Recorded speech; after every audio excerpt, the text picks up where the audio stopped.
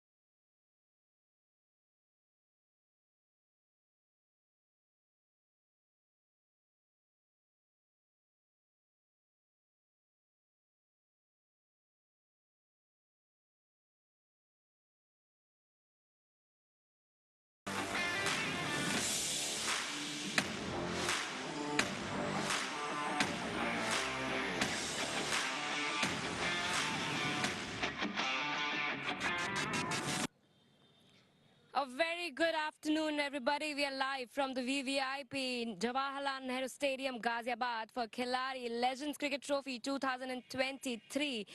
And today we have match number 14, Guwahati Avengers versus Patna Warriors. I'm Shefali Bagga, your host and host. And the race to the semi-finals have begun. We have Monty Panesar with me. Monty, your team, Chandigarh Champs, has already qualified and on the top of the table. Yeah, they've been really good since obviously we played the first game. Was a little bit unsure when I won the toss and to field first in the first 10 overs. The opposition were 110 for none. But then after that, I think in each game, the boys have been so responsive. The local players, obviously the international, and also the Ranji Trophy guys. And I think that's what's a great thing about this tournament is that we have so much talent and from all parts of India, and then you have a group of 11 players that you've got to build together. Quickly gel together, and luckily for us, the Chandigarh Champs, we're top of the table and we're already through to the semi-finals. Definitely. Let's talk about today's game. Guwahati Avengers, they won the match yesterday, and with the 8 wickets, that was a big win for them, and that must have given them confidence because they've lost 2 matches, they've won 2 matches. So it's a must win for them. Yeah, it is, absolutely. Guwahati Avengers have to continue with the back-to-back wins that they've done. If they win today, I think they're guaranteed a semi-final spot as well. And they all led by, Jayasuriya yesterday, taking 4 for 17. He was absolutely magnificent. Vintage Jayasuriya, as we say. He really showed his class and why he is one of the best sort of, white ball cricketers in the world. And, that's what we've often have seen. Even in our team, Tilkan... Dilshan, he's obviously been absolutely good as well, with the international players raising the standard of this league, and it's great to see the likes of Jayasuriya do so well, and Guwahati Avengers finally playing to their potential. On paper, this team looks strong, and they've been really good in the last couple of games. Yes, and we all loved Sanat Jayasuriya, the vintage Sanat yesterday playing. And also, let's talk about Rahul Yadav as well. He was the top scorer yesterday and could score 61 runs for their team. Yeah, he's been in really good form, and it's been really impressive to see how the young talent is now coming through, and they're obviously much more used to the wickets here. The highest run getter is Vishu Khatri for the Guwahati Avengers, and yet again, they'll be relying on him to get a good score whenever they come out to bat. But they've got a good combination with Upal Taranga at top of the order. That sort of left-right combination works really well. So overall, I think Guwahati Avengers, they're the team in form, and they know how to win on these pitches now. All eyes on Anurit Singh as well, who has taken the most wickets for them. Yeah, indeed, and he's taken key wickets. That's what it is. Big players of the other sides who've been scoring heavily. He's the guy who's been getting them out. So, again, they'll be relying on him to do that today as well. So, overall, we earlier in the tournament, we thought Guwahati Avengers weren't they performing well. They've got Yusuf Pathan in the side and some of the other big guys, Tino Best as well. But they finally, I think, worked out a method that works for them. And the change was in leadership. When Jayasuriya took over the captaincy ranks, I think they really did well then.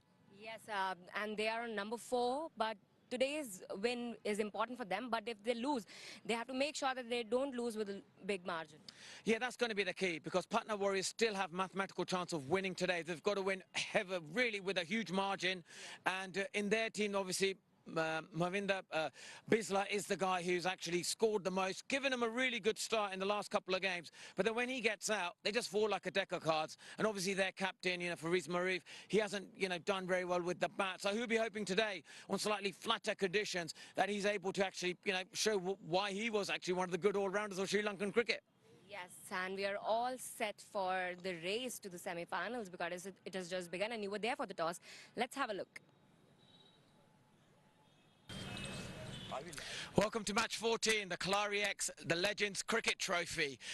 Today we've got Guwahati Avengers versus Patna Warriors. But before we do the toss, let's have a look at the pitch. And on a used wicket here, we've seen quite a lot of the games, slightly more indentations, and obviously the team that has won the toss first has decided to bowl during the day games. So we've got the captain from the Guwahati Avengers, Upal Taranga, and Freesat Marif from Patna Warriors, and the match referee, AP Singh. So Upal, can you spin the coin? Tails is the call. And in this sunshine, we can't see what it is. It is tails. So, Frees, you've won the toss, and what have you decided to do, and why? We're going to bat first. All this time, all the games we've been wanting to bowl first. Today I just want to bat first, and most of the players who have not played are going to play today, so everyone's getting opportunity. Because it's very important in this sort of a league, everyone gets opportunity. So I reckon bat first, put runs on the board and try and defend it. You obviously struggle in the tournament, and you probably want to finish on a high today. Yeah, of course. I think it's very important to finish on a high. Always people remember how you end, not how you started. So I reckon that's where, as I said, we've pumped up to finish it off very strong, because realistically it's very hard for it to qualify. And I don't think we deserved the way we played. Sometimes in the last two games we were just peppered. But we won game, we gave a good fight to Indonesians, we lost that game. But in the end, today is all about, as I said, giving everyone an opportunity and see how it goes. Well, if you won the toss today, what would you done? I would have bowled first here, because I think we won last two games chasing. So I thought of bowling first. Yeah. And you must be delighted with your performance, back-to-back wins, and effectively today will decide the lineup of the semi-finals. You'll be hoping to get there today? It is. I think we need to keep that momentum, especially last two games. I think our bowling and fielding has been improved, so we need to continue that. Okay, all the best for today. Thank you. So the news from the centre, Patna Warriors have won the toss and they elected to bat.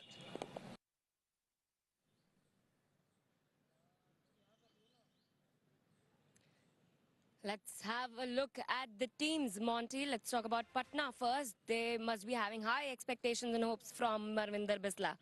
Absolutely, he's obviously been in good form. He's given Patna Warriors the start, and with Ricky Clark as well. We've often seen the guys who are slightly taller, they can get on top of the bounce and then really sort of, hit the bigger shots. So I think they'll be hoping for both of them to give Patna Warriors a really good start. The key is going to be, if at some point they will get out, the rest have to chip in and, bat responsibly and hopefully put Patna Warriors in a good position. They need a lot of runs today, I reckon, probably a 200 plus. So if they want any chance of winning today, like we said, it's got to be with a huge margin. So they need to score very heavily today. Yes, let's talk about Guwahati Avengers as well. Yeah, with Guwahati Avengers, there's Sanathan Jurasuria isn't playing today, neither is Yusuf Pathan, and they've continued with the captaincy of Upal Taranga, which has gone well.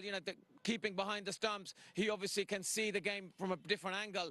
And Tino Best, again, he's going to be fast and furious like he was in the previous game, and that's going to be the danger. It's going to be the pace, and also, Deeraj Govind as well. He's been their highest wicket taker for Patna Warriors. So again, we're watching very closely how Tino Best bowls. So when he comes out to bowl, that's how you pick and learn. That's the great thing about this league. You have international players where the local players can learn very quickly how they are performing on these pitches. Exactly. That's the most beautiful thing about the league. And also now, Monty, I'll put you in the spot. Tell me, who has more chances today to win? Well, it really depends on the start that Patna Warrior do. If they get to a really good start in the first 6 overs, don't lose any wickets. The famous stat, if you lose 3 wickets in the power play, then 80% chance of fielding side it's got a chance of winning. If they don't lose any wickets in the first 6 overs, then I'll go with Patna Warriors. All right, Monty, thank you so much. The race to the semi-finals is just about to begin, and I'll straight go to the commentators.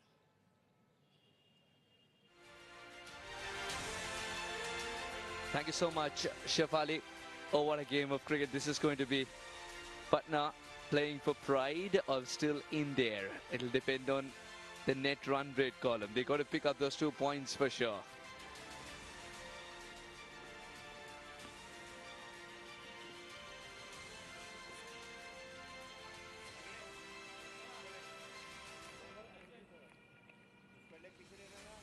Now it's time for them to bat first. Guwahati Avengers versus Patna Warriors, match number 14. As we come to you live from the VVIP Jawaharlal Nehru Stadium here in Ghaziabad. Patna Warriors winning the toss and choosing to bat first because Fariz Mahroof, the captain, wanting to change a few things today. Marvinder Bisla is back. Was a little injured, but he's got a lot of runs before. He was so 111 in 3 matches. A good strike rate. Lovely half century, looked very fluent. Now he's got to repeat all that. Remember, Patna Warriors still in the hunt. They've got to win this one and also trust that they do so by a margin. Rajinder Bisht, extremely experienced. I think there isn't a ground in India that he hasn't played cricket in. First ball, Anurveet is steaming in.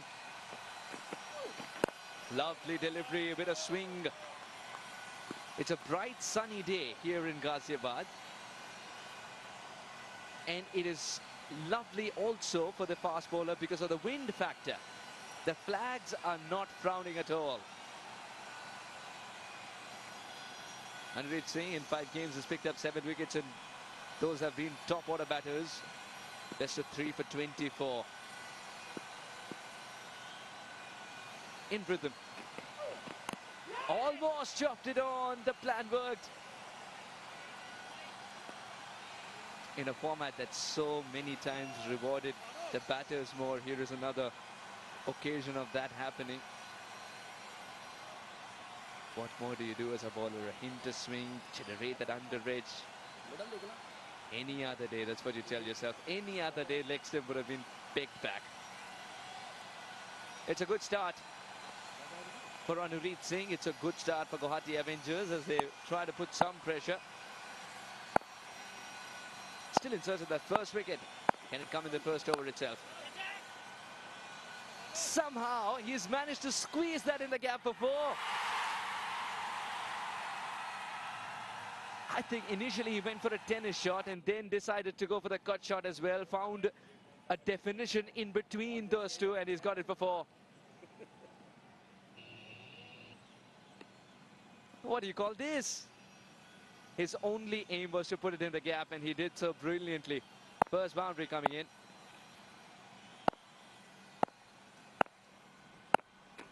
Just 3 deliveries.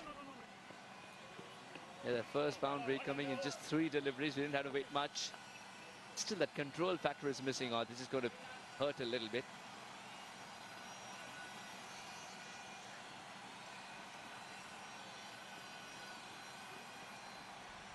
Santosh Singh. Very experienced Santosh Singh. Especially in the northern belt. He's done a lot of matches. And here's Ravi Kaushik, who's officiated as many. The level of umpiring has been brilliant in Khiladix Legends Cricket Trophy. What a good start for Anurveet. Even though there was a boundary conceded, he's already asked questions which the batters did not have answers to.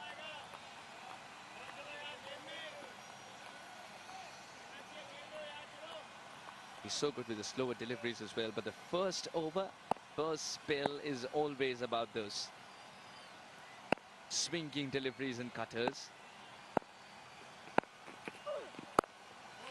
Excellent. Lovely line.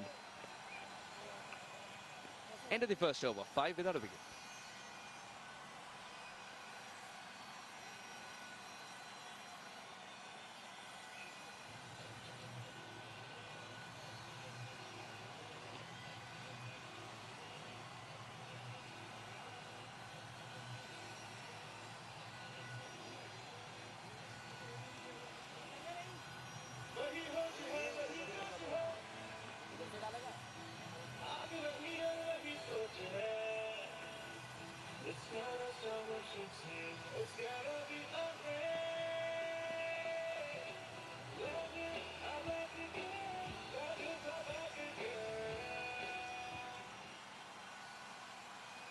Guwahati Avengers taking on the Patna Warriors. In case you've just joined us, Patna Warriors winning the toss and choosing to bat first. Guwahati Avengers, and they're playing 11 first up. Vishu Khatri, Upul Tharanga, Rahul Yadav, Shafiq. It's a beautiful lineup. And that's exactly why they stand where they are.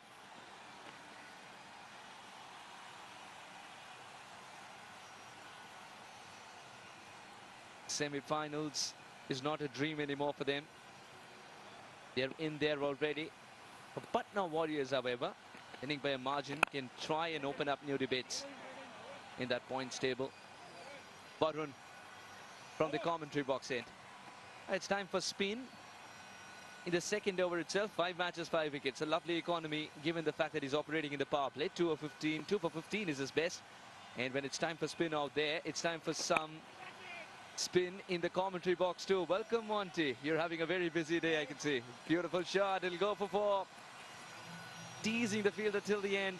The idea was to chip it over the infield and let the outfield take over. Yeah, it's been a very busy day indeed, and it's going to be a very important day for all the 4 teams today to know the teams that face each other in the semi-final. Patna Warriors may have a chance, like we said, but they've got to score heavily today, and it's got to score big. I reckon 200 for them if they've got any chance. And they're obviously playing with good intention here. Got to be positive. They've got to look for a big score. That's the only way they're going to bowl out Guwahati Avengers or win by a huge margin if they got runs on the board. Seems like a flat surface today. A used pitch, but during this time of the day when the sun is shining, it's easy to hit the ball just like that down the ground. Bowling nicely here. Varun. Monty, you're reading on the pitch, and would it assist spinners early on? And when I mean early on, the second over itself. Yes, I think pitches like this, when it hasn't broken up, you've got to really put revs on the ball. Look to spin the ball hard. And you'll get the odd one just to straighten enough. And when you've got pace on the ball, you don't need it to turn big. I think just a little bit of turn, wicket to wicket, and wrap the batsman on the pads is enough. But anything that's slower and looped up, probably go the distance today. That looks close. And just like that, we talked about bowling the stock delivery with pace, and he's got himself a wicket. Lovely bowling by Varun. That was a sitting duck there, Bisla. He knew. Couldn't get straighter. That would have hit the middle of the middle stump. That's why Varun was introduced, and he has not disappointed his captain at all. 2 overs gone, 10 for 1.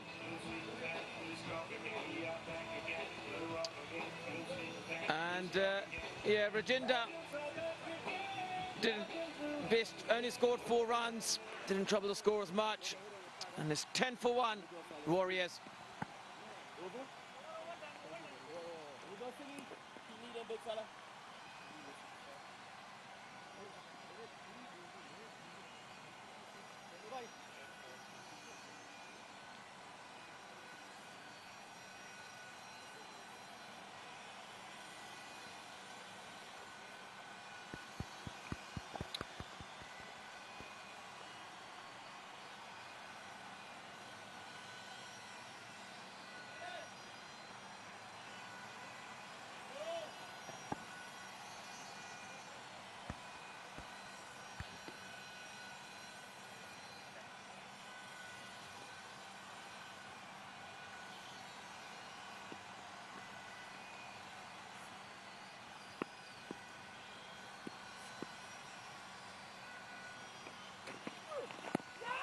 Oh, that looks pretty close.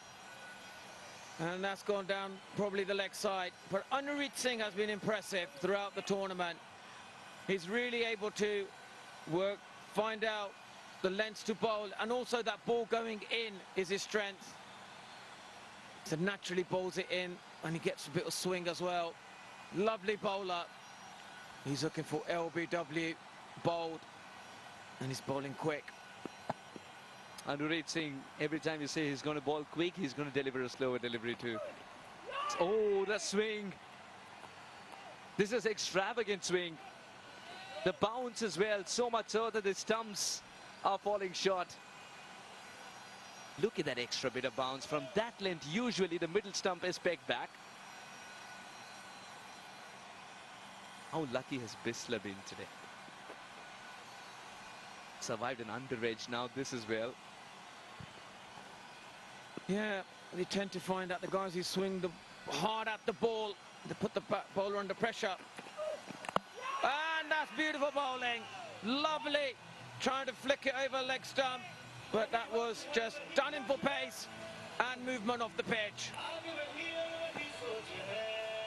Anurit gets his reward. One that nips back in, a little bit of movement off the deck as well. I'm very surprised that it hit the off stump eventually and not the leg. But any of those three stumps, even slightly disturbed, the crown called the wheels would be down on the ground. And that's enough to send Manvinder Bisla back. He never got going in this game, never. Coming after an injury, just 6 against his name, 10 for 2.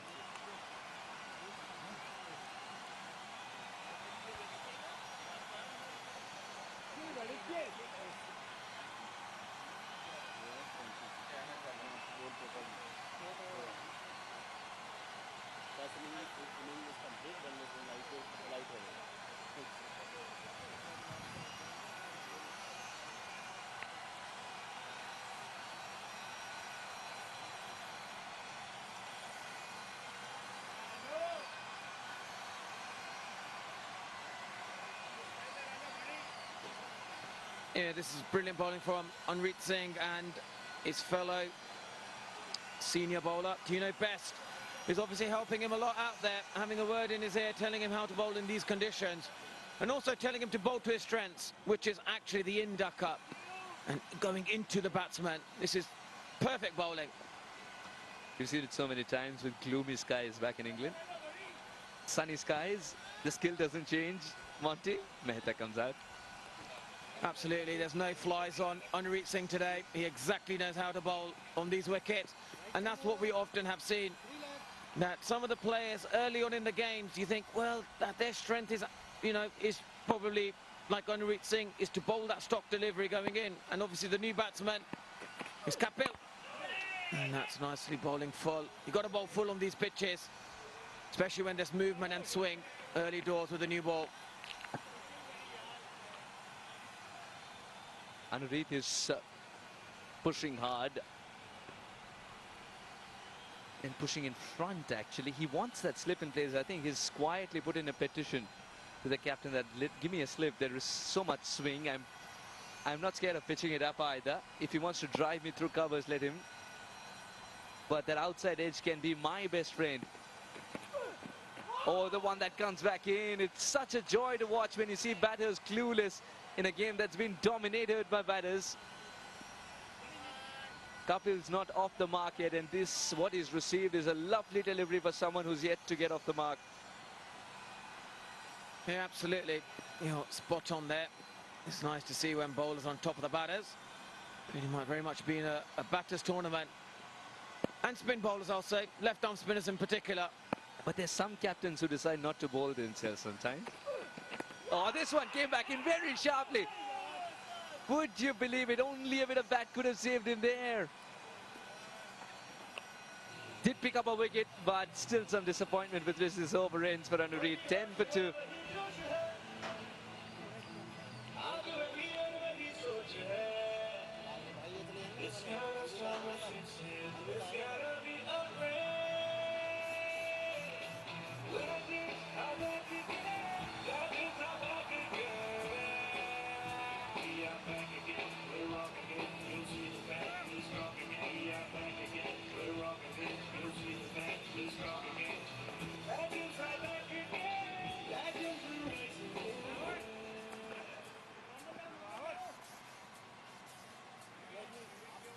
Three overs gone, 10 for 2. Anrit is on top of the world right now. Wicket maiden. Monty, how much did you enjoy that, and what was the secret behind that wicket maiden? I think what's happened with Anrit Singh, he's grown in confidence since he took the wickets of Stuart Benny from the Titans. That was a big moment for him. It's a big change around in his confidence, in his demeanour. And then you got the likes of Tino Best in his ear, who's been equally impressive. So I think that helps, you know, having international side players in your team coming up and telling you what to bowl in the right time, right place. It's the best form of learning while you're on playing. You're able to perform as well. Very well done there. I mean, it's so good to see that the spinner's playing his part as well. He's not leaking runs, and this pitch definitely has something for the pacer too. Oh, what a surface we've got. Kudos to the curator as well, because remember, we are having games every single day. There's no turnaround time for him to prepare the surfaces. And usually, by the time we get to the second game, there's so much clay and there's so much wear and tear that we can start a pottery store. Absolutely, we could. We could probably dug up that pitch and make some nice pottery out of it and relay it. But they've done brilliantly, the groundsmen. Huge credit to them. This turn, and there's also wickets. That's another wicket for Varun. He's been brilliant. And he's bowled with a good game plan against the left-hander. Into his pad, straight to the man, 45. Patna Warriors winning the toss and choosing to bat first. It looks like it's going to be a difficult day for them. Trying to be cheeky. And it's one of the simplest catches that he could have received. Dheeraj trying to get off the mark in a flashy manner. I don't think that was called for. Departs without troubling the scorers, 10 for 3.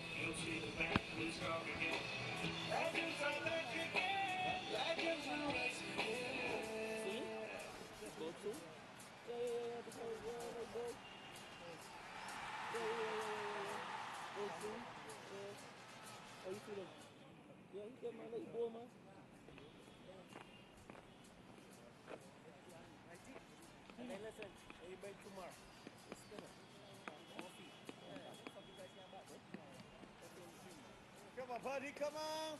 Come on! 2 for 5. Incredible 9 balls that Varun has bowled so far. And I've got a spinner grinning ear to ear alongside me, Monty. I'm loving the spinners, honestly. The wicket's not turning much here, but he's obviously knows he needs to put more pace on it, knowing that it can skid on quickly, rush the batsman with their shot. And that's exactly what happened with the new batsman Umpal coming in. He's coming in at a very difficult time. 3 wickets already lost in the power play.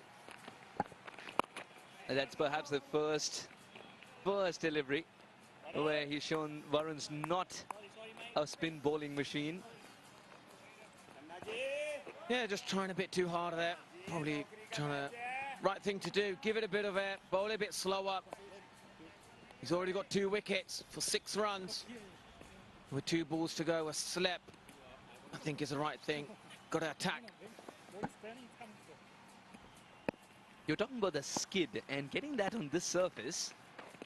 Oh, good ball. In fact, there's something on it. The slip believes so. The keeper has gone up. And the batter has started to walk. Everything going Varun's way. His ears perked up as the outside edge was taken by Taranga. Giving it a bit of air. This is any left-arm spinner's joy. Getting that outside edge and decimating the opposition's engine room. Another duck. Kapil Mehta departs without troubling the scorers. Warriors can start a poultry farm now. There's so many eggs, 11 for 4.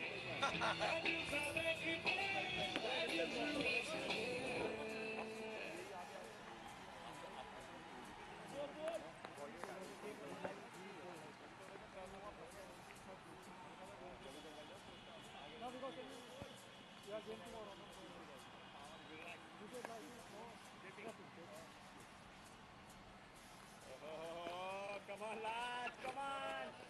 Come on, baby!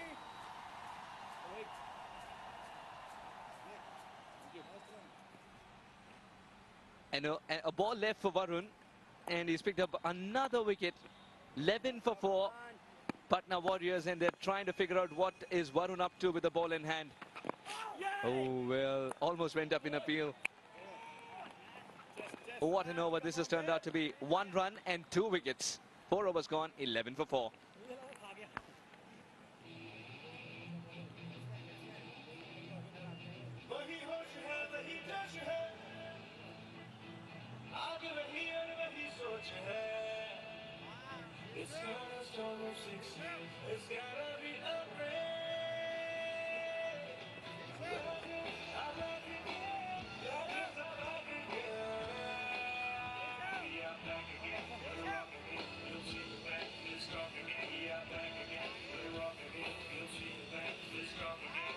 Eleven for 4 in 4 overs. Yeah, Dheeraj and Kapil not troubling the scorers at all. Rajinder is yet to get off the mark. I'll tell you what, when the team is struggling like this, usually Mahroof would have come out to bat, being the senior batter. But I think he's held himself back because he wants others to get the opportunity in this game. every ball that Anureed balls is an event in itself today, Monty.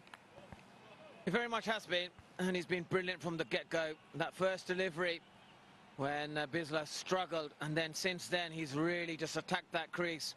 And here, there we go. He didn't get much turn on it. It just skid onto the pitch and helped it towards the man behind. And then this delivery here, he bowled a bit slower, got a bit more turn, and done him in the air. How heartwarming is it to be calling the same? Oh, well. We are witnessing bowling of the highest order, and with both crafts that you can think of in our game, pace and spin. Yeah, I've been hugely impressed with the spinners themselves. And I'm sure he's learnt a lot by watching Jayasuriya the other day, taking 4 wickets, and he was a wily operator. Makes a huge difference for the young local players. Being there, they've probably played a lot of cricket, but they haven't played with international players in their side. And it's one of the reasons why this league was created, to give them that opportunity and experience. And hopefully afterwards, they'll become better cricketers. That's the key to this format. Control was key. Anureed gets it wrong. Ompal doesn't. Counter-attack. Oh, wow. Ompal's got to go for the shot here. The scorecard might read a miserable story. If it's there to be hit, Ompal won't miss out, though. Yeah, this is a rare moment, and I think it's the right thing to do. When you know you've lost 4 wickets, any opportunity to score runs or areas where your strength as a batter, you've got to pounce on that, and you've got to have a positive mindset. You've got to have really good intent, putting the bad balls away, because you can easily get into your shell because of the way the score is at the moment. Oh, that looks pretty plumb, and that is out. That looked out to me as well. And it's going all for Anureed Singh. Everything is going the GA way. They certainly are doing really well. Oh, that cut back in so sharply. By the time he decoded what had happened, the finger had risen. A flash in the pan was Ompal's innings. Walks back for 7. Warriors lose half their side for 17 on the board.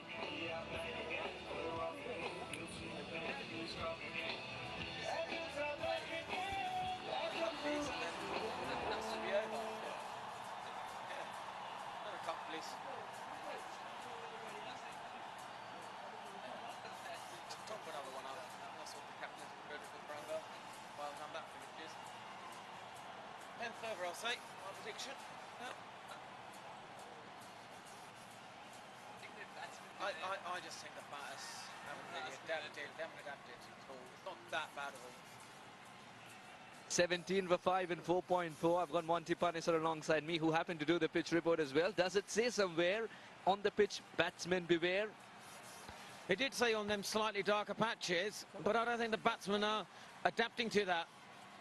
I did look on the pitch earlier, and it is obviously, they played a few games on this pitch now. It's fairly used, but I don't think their captain, Maroof, expected to be in during the power play. It will be very easy to get his first boundary in the entire tournament. Oh, this one came back in as well, but a bit of bat has saved him. We heard 2 sounds. We heard 2 sounds, and Maroof knew it's that bit of bat which has saved him. How difficult is it, Monty, when you know that it's going to be swinging back in, but still it finds a way to trap you in front almost? Oh, that was really close. I don't know if he's hit that, and he's rubbing that inner thigh. I feel sorry for my fellow co-commentator. He hasn't really got going during this tournament.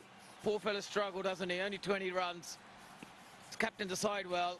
Let's hope he gets a few runs in this last game. No, it won't be his first boundary, but it'll be his first boundary in 3 games if he gets it. Oh, slips, but still finds a way to save that from going for 4. Anureed Singh loved it, loved the commitment. End of another successful over for Anureed, 7 of it though, and a wicket, 18 for 5.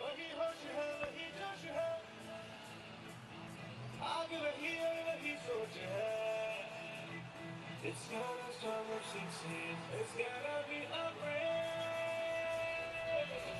I love you again, that is the love again.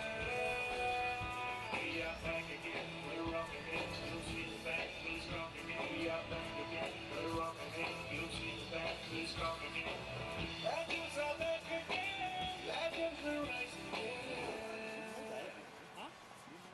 All right, 2 bowlers used so far, and they have absolutely decimated the opponents. 18 for 5 here, Patna Warriors.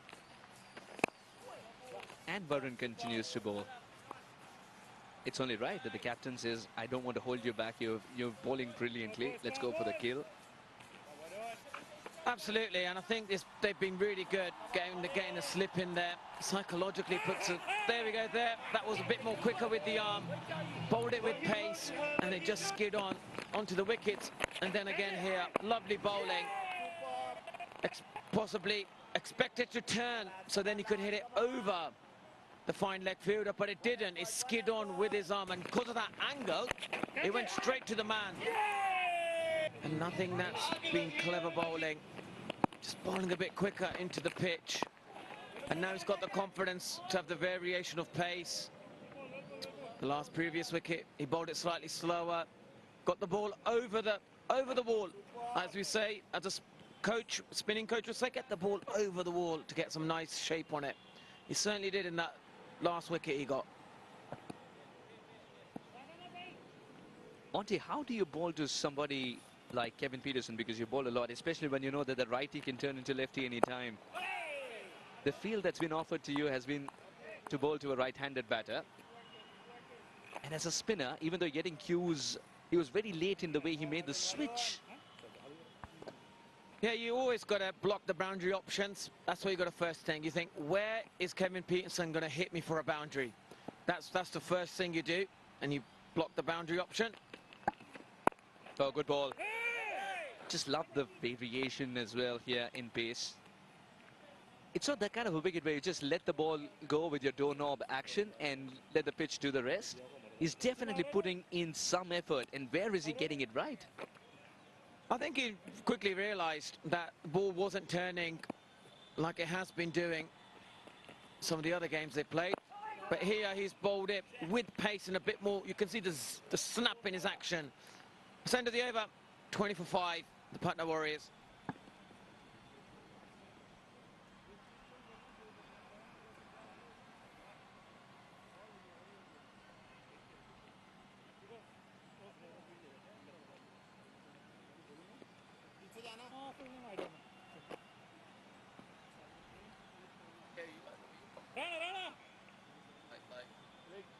Like the fish hook.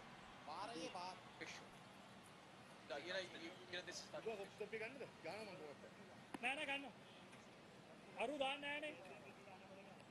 yeah, it's all to do with the strength. Yeah, hips. 6 overs, 20 for 5 here, Patna Warriors. This is exactly not the kind of start they wanted. In 4 matches, he's picked up 4 wicket. Amit Tomar. Patna Warriors decided to bat first and said, we want to give everybody a chance with a bat in hand. Now the captain of Guwahati Avengers is saying, we want to give everybody a chance with a ball in hand. Yeah, I was in a similar position with the Chandigarh champs, and I think you're absolutely spot on. You've got to give everyone an opportunity wherever you can. Also, it's about putting your team winning, but also giving everyone a go. And there is turn there, isn't there?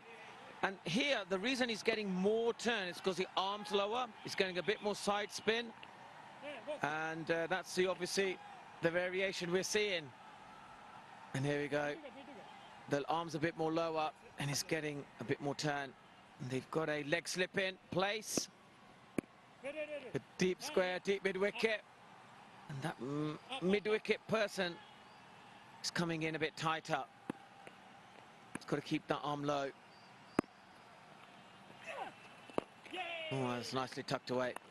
Monty, you mentioned that he's got to keep the arm low. If you can edify the audience about that. What happens when you keep the arm low? And how much does a non-bowling arm on that occasion take over? Yeah, so normal off-spinner would have his arm at, let's say, 1 o'clock, if we had a clock there. His is at more 2 o'clock. And that's why he's able to get more side spin than top spin. And that's why he's getting more turn than probably Varun. Because Varun's arm is more at 11 o'clock, much higher. And he's able to skid on the ball when he's bowling it with pace. And these are the subtle variations. Whereas a batsman, you're going to think, oh, why is Amit getting more turn? And with the experience of Maroof, he's got to work that out quickly. Because if he doesn't, with the forms he's in, you may see him get out as well. And that's obviously gone with the arm, which is natural variation off the pitch. So you mean to say even the bowler doesn't know which one will not turn? Because of the natural variation we've seen, there's small cracks, there's a sort of darker patches, and when you hit that, you know, the ball's not going to grip into the surface. And for it to grip into the surface, you need to hit them sort of cracks, and then you get a bit more purchase. And when it doesn't, it'll skid on. I'm brimming with questions here because I just realized as fans what we would like to know as well, whose voice I speak on this occasion. The final delivery, intended to hit it elsewhere, but a single will do as he retains strike. 7 overs later, 23 for 5. I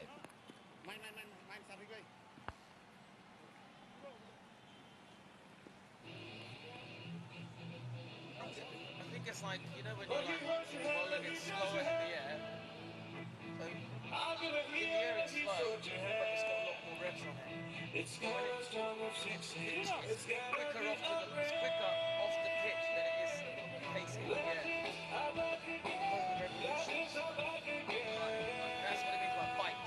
So look at anyone in the air.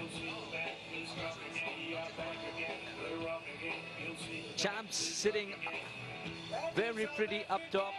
5 matches, 4 wins.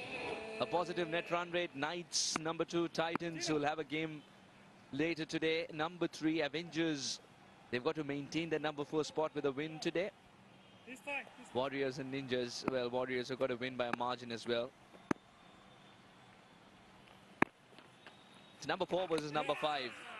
As far as the standings are concerned, the slippers and places didn't bounce as much. Are you thinking at times that we go to bat here too, or KS Rana is happy about the fact that he didn't bounce 4 matches, 1 wicket? Well, I think he's happy that his team's in a dominant position with 5 wickets down. And when he's bowling like that, that is lovely bowling. And he completed that action a bit more, got it to bite. And that's an easy catch and slip. And that's a 6 wicket down. And that was probably the best of the lot, in my opinion. And they seem absolutely delighted. Slightly surprised how Patna Warriors are batting, but I think they've been brilliant. The left-arm spinners, the seamers, and Ron in particular. Look at that, lovely drift. The bat is towards mid-on, and the ball is going to slip. Under the send of Rajinder's innings, scored 3 runs, and the score is 23 for 6.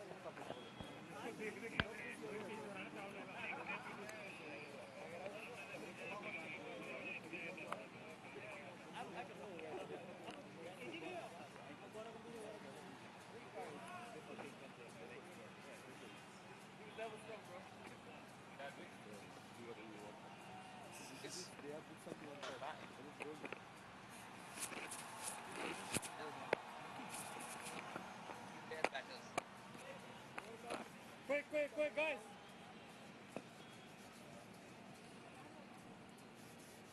Come on, guys. 23 for 6. Wow. Monty, talk me through this wicket. It's been poor batting, if you ask me.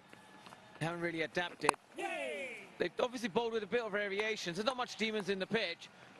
They've been quite smart early on with Varun, the left-arm spinner, and the new batsman, obviously, Abuman Mithun.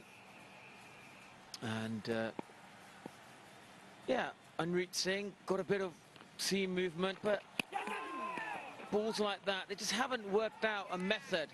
When the ball is moving off the pitch, how to play.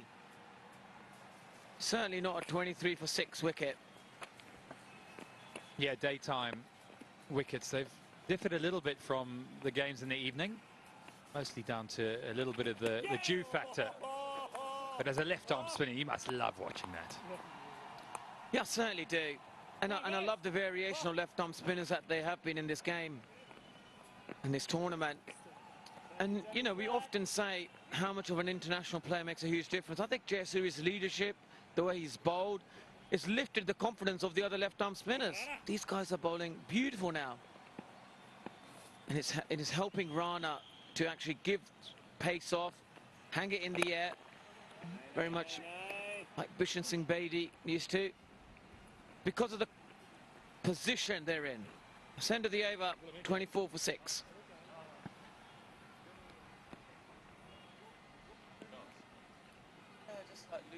Reese, not high. And, you know, you just think, oh, it's all right.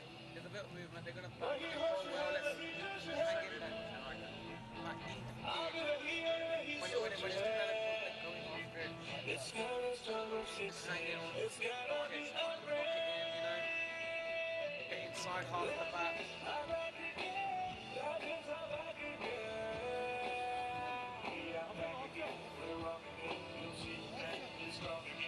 Yes, it is 24 for 6 off 8 overs. The Patna Warriors just haven't found any momentum, losing wickets at regular intervals. As Monty Panesar has rightly said, it's more down to the batting than the faults of the wicket. A little bit of movement, a little bit of grip.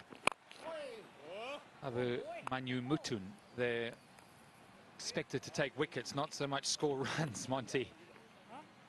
Yeah, it's never easy when you are playing T20 games and the ball is moving around, because there's that fine balance between the respect for the fact that the ball's doing something, but also, of course, you're under pressure to try and put a score on the board. And, you know, the power play, which we've just come out of, is widely known as the time to try and put the foot down as a batter. So sometimes it goes right, sometimes it doesn't go for you.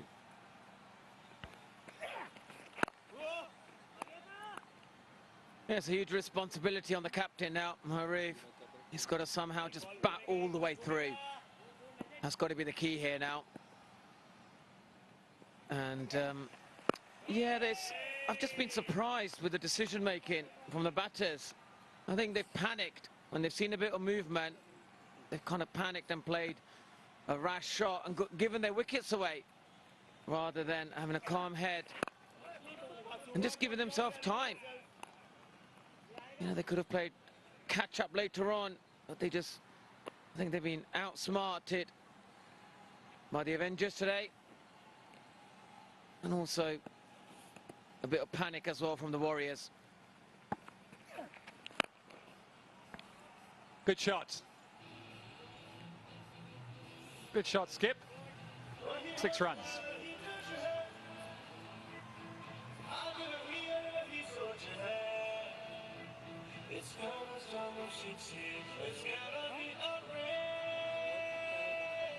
Yeah, that's a rare boundary for the Warriors, and it's a lovely 6 from the captain himself. And he's got to play a calculated innings here. He's got to show the rest of the side how to bat on this pitch. Be important for the morale. Oh, and that could be 4 byes. End of the over, 35 for 6, the Warriors.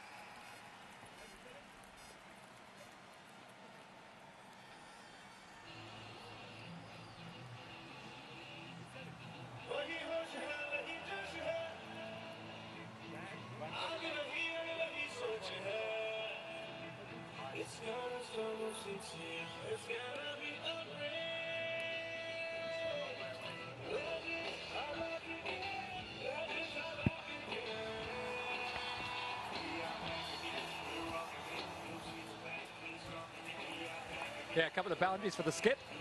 One big 6 over deep mid wicket, and then the next one beat everyone. Approaching the halfway point, 35 for 6. Not where they want to be, the Patna Warriors. They've not really got going in the competition. Had glimpses of form and momentum. Ricky Clark is ill today, unfortunately. He's played a couple of good knocks.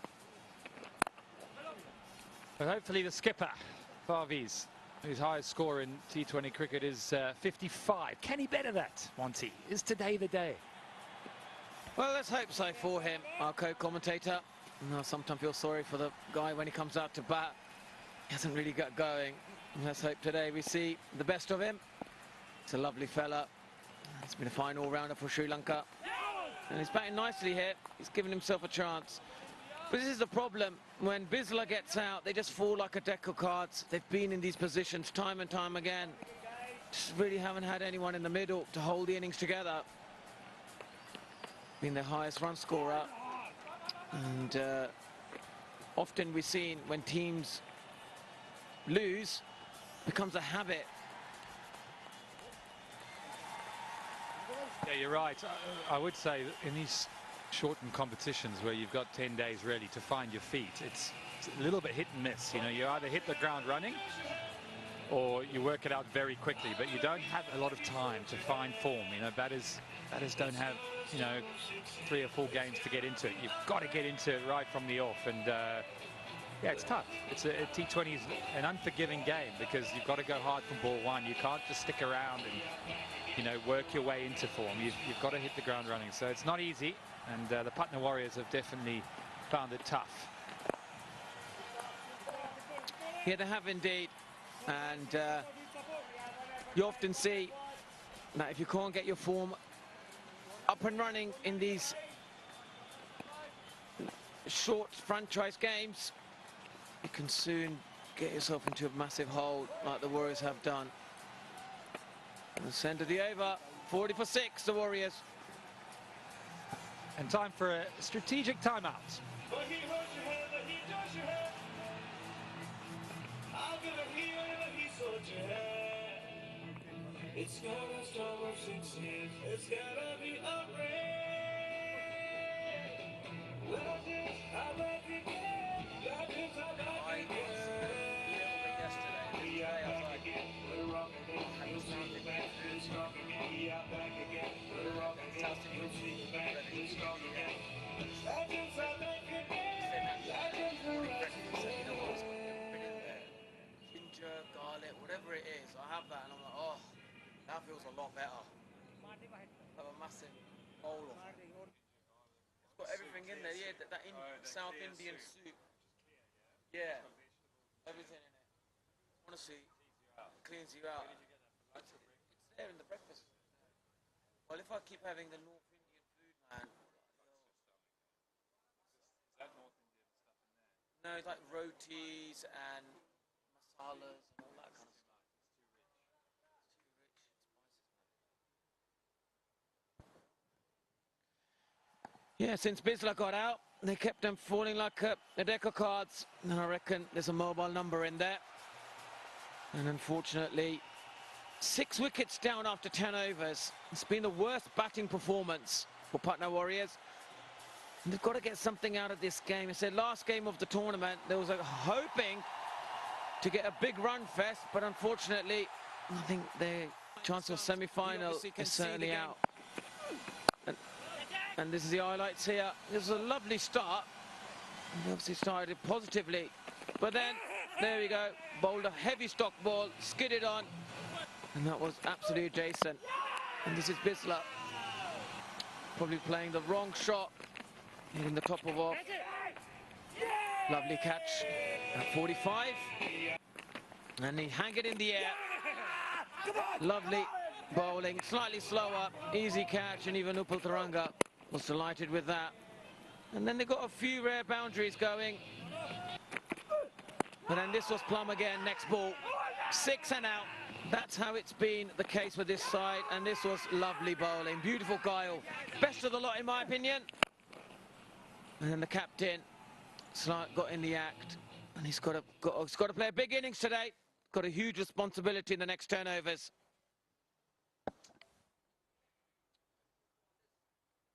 Well, plenty to talk about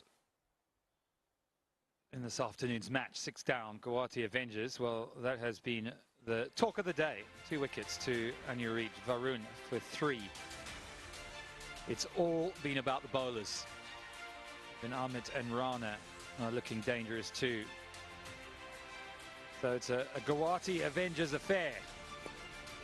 Can the Patna Warriors make a better fist of it in the second half here at the Khiladix Legends Trophy? Beautiful day. Scorching day, actually quite warm. Amit to continue with his 3rd over. Careful when you do that. I've seen a few I've seen a few roll their ankle. Yeah, there's a few guys who are pretty good with the football, good footballing skills, or just tight hamstrings, I'll say. And this is obviously nice. His little lower arm, skidding it on. So that's what I love about the spinners here. They're not all the same type. We often talk about the arm position and how they've been very clever at will when they want the ball to turn, when they want it to skid on. Monty, you, most of your career have been a sort of test bowler. You've been somebody who's, you know, got into the longer form of the game, pretty much like I was as a batter. It'd be nice to talk to you a little bit about the transition. Another big shot from Farbies. Has he got all of it? And he has. That's another 6 for the skip. This is exactly what the team need. Cometh the hour. Cometh Farbies.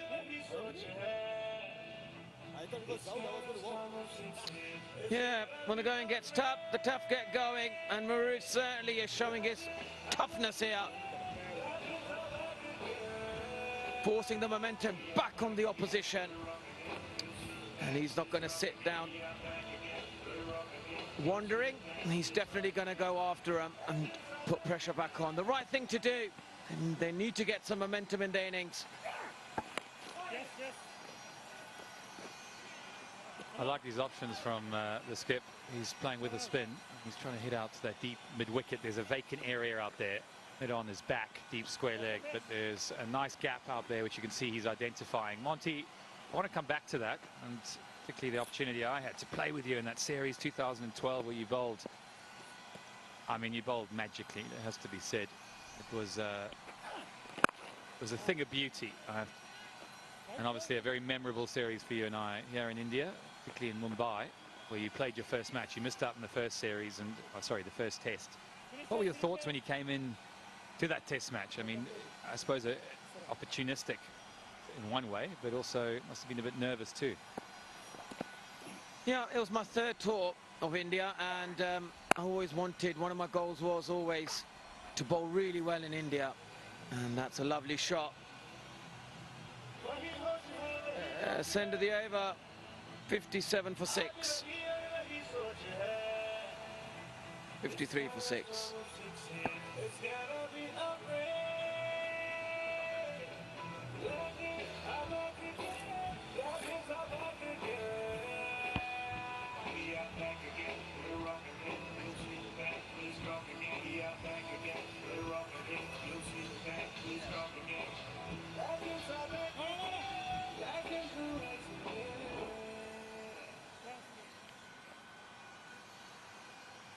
Yeah, I think they'd be pretty happy with 100 at this stage.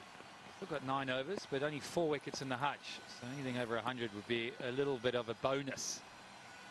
The Avengers are showing all their skill and guile. Yeah, so Monty, just, yeah, that series, it'd be nice to touch on that again, and also how you've developed as a T20 bowler.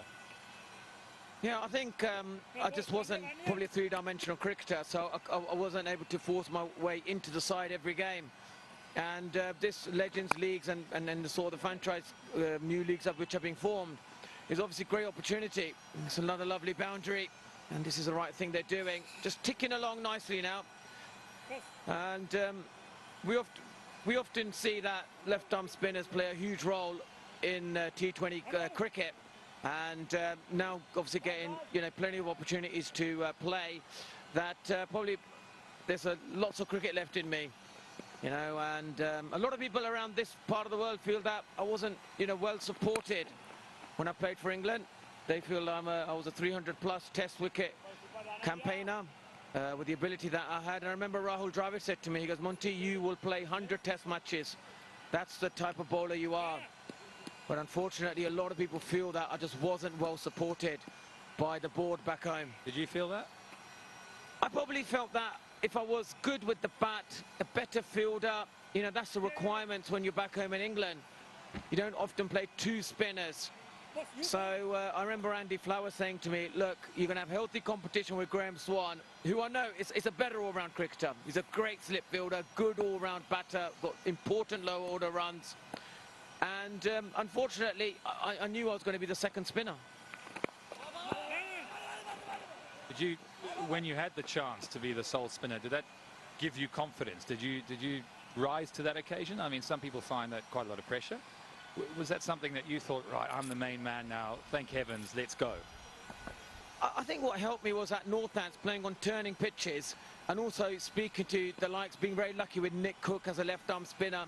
They taught me how to handle pressure. They taught me how to be the match winner, or when you're playing in the second inning, bowling in the second innings, how to not let the pressure get to you. Because around the bat, there's always going to be theatre. There's always going to be everyone's getting involved in the game. You are the main man. But you've got to focus on just bowling your best delivery when there's turn in the pitch. Last ball of the over. It's another good one from Rana, who's gone for 13 off just 3 overs, taken a wicket. There's 8 left, 60 for 6.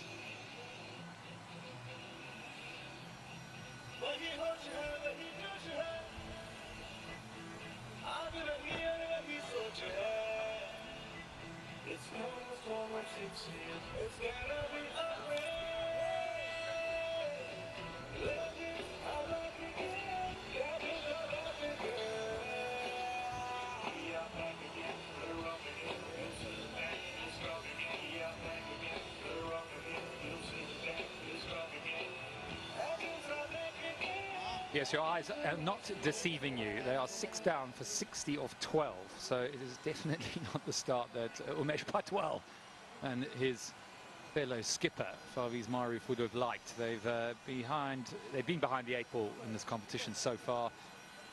They've had glimpses of good partnerships, and there he is, Tino Best. Sometimes an angry man. It's that white line fever, Monty. As soon as he crosses the line, he's in game mode, and it's a battle out there. It's a fight. It's always good playing against him. Even in the nets, he can get a bit fiery too. 4 matches, 3 wickets, excellent economy. You almost feel like he's getting better with age. He's certainly fitter and stronger. I mean, that is a physique, if there ever is one. You should see him in the gym in the mornings. It's like being with the Incredible Hulk. So he's going to bowl his first over, coming on a little bit later. I think they wanted to give a couple of opportunities to the other bowlers, but he is good with the older ball. Yeah, he is, and he's been really good today, giving the advice to Unreet Singh during the power play, and I think that helps so much. And that's one of the reasons why this league is so good, because the international cricketers can get the best out of some of the local players who are playing, and we're witnessing time and time again, and today with Unreet Singh. Just going back to that first test, so the second test, should we say. We talk about, you just spoke about bowling with pressure, learning that at Northants. You're now into Mumbai. We're 1-0 down in the series, 2012-13, and you've been brought into the team. Samit Patel's been left out. What were you thinking then? Was this, I need to make a good account for myself here? The wicket's turning. Did you feel extra pressure? No, I never kind of felt the pressure. I thought, I'm going to grab this opportunity and I'm going to really, I've worked so hard. I've been brought up when I was younger to celebrate my successes. The pressure never got to me. I remember even when I first played back in 2006, going back home, everyone said Monty Mania has arrived, and whenever I got the ball back home in England, the crowd erupted, even in India. So there was so much love and support for me that I just felt like at home. And it's a strange thing to say, but I very much felt like, I've finally arrived at home when I played international cricket. So you've now got the ball in Mumbai.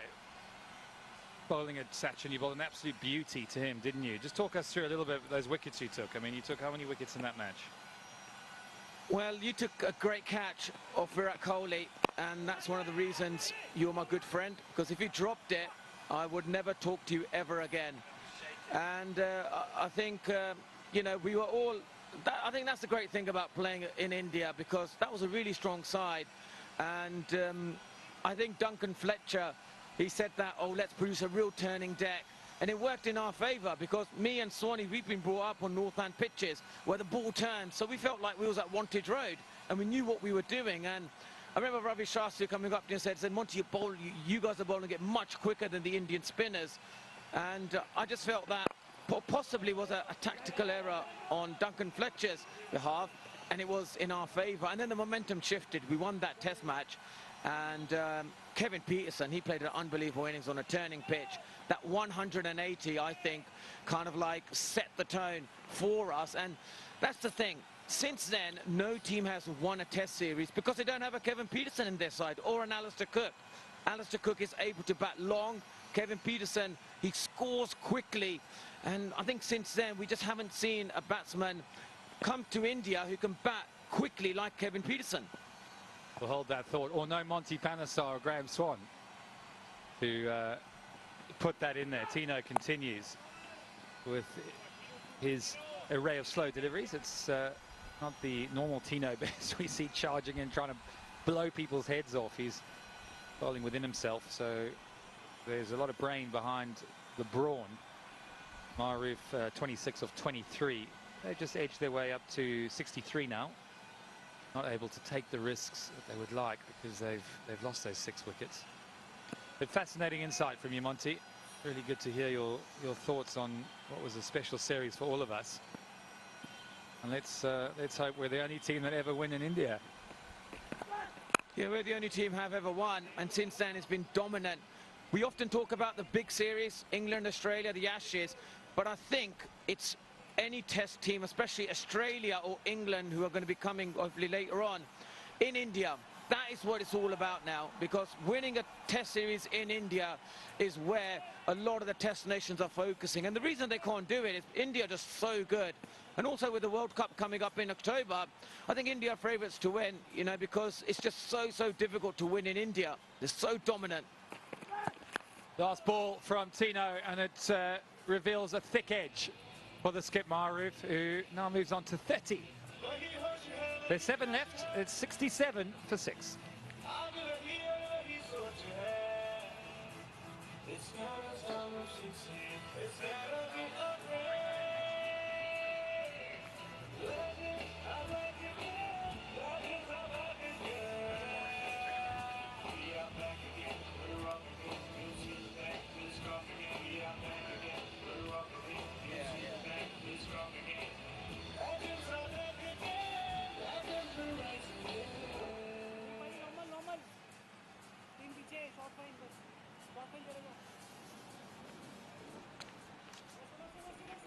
Captain Maruf moves to 30 off the last ball.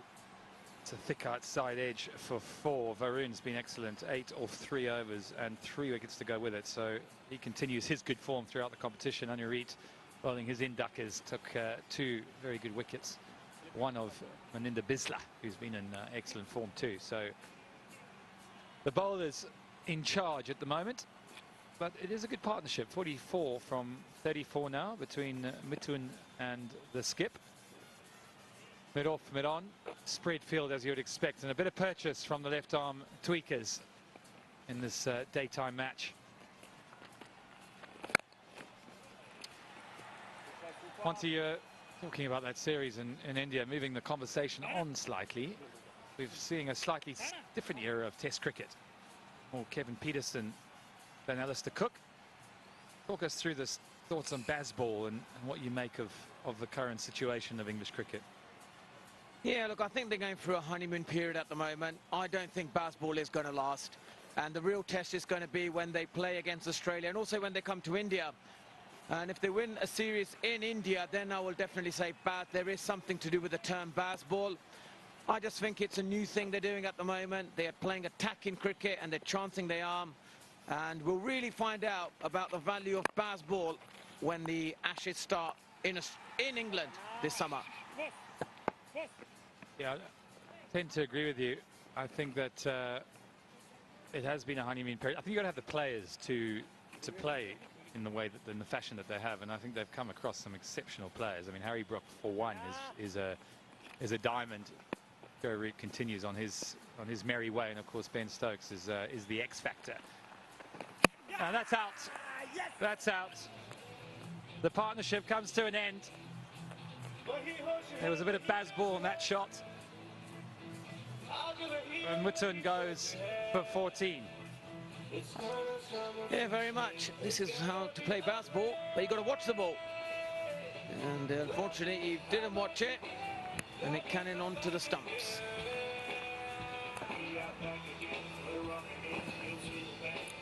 Yeah, Mithun scored 14 runs off 18 deliveries. Got a nice partnership going there for 46. But the score for Warriors is 69 for 7.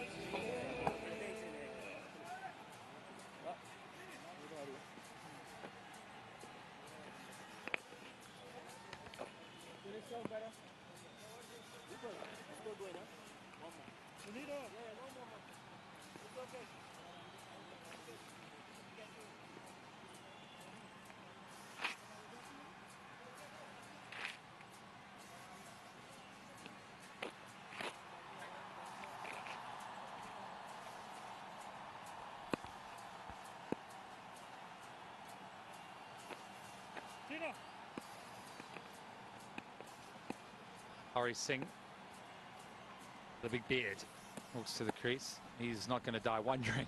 You have a feeling this could be a 6-or. And it's out.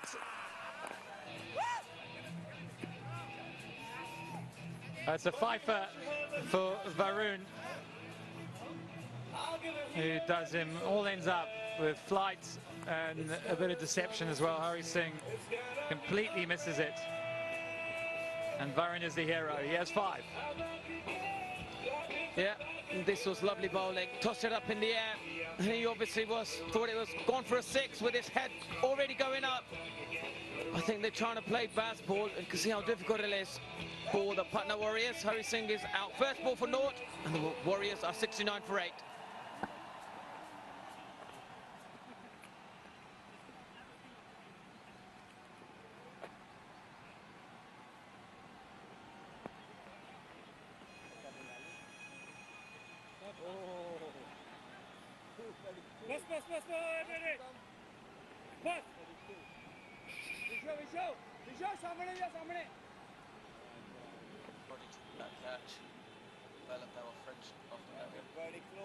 Everybody closing. It's okay.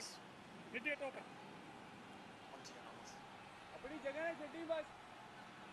Hat-trick ball. And poor old Muhammad Ali has to face it with 2 slips in. The man on the catch. Varun has 5 already. Oh, and goes for the little in drifter Yorker. But he's up to the task. So it's been an excellent display from Varun. He's been the pick of the bowlers. In fact, he's been very good throughout the tournament. Everybody closing.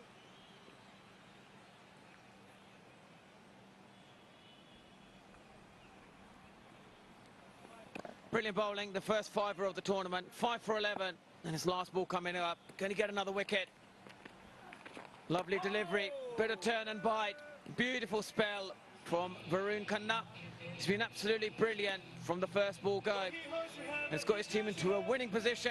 And end of the over, 70 for 8, the Warriors. He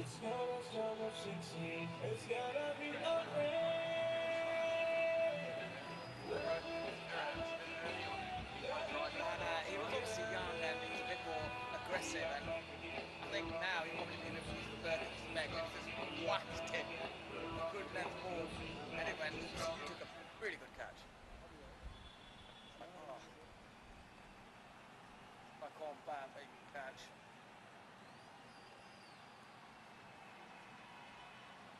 There's only one man there, and that's the skip. 31 from 27, his high score. So he'll be full of beans when he returns to the commentary box. A couple of low scores. He's played very well. Regrouped. 6 to go, and they're on 70. So at 100, 110, maybe 120, but they're losing wickets. They've only got 2 left, so it's going to be a tall order. Pino Best on for his second over, bowling a mixture of slower deliveries. The big quick. Plays in a lot of these tournaments, does Tino. Keeps himself fit, that is for sure.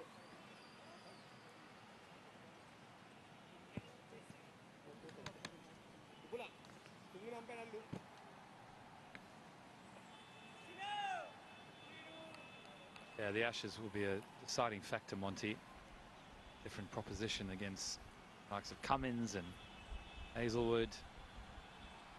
But they did play well against South Africa, who had the good quicks of their own. So it'll be interesting to see how Bazball plays out. Can they do it under extreme pressure? They always talk about the Ashes being sort of 30 or 40% more pressure.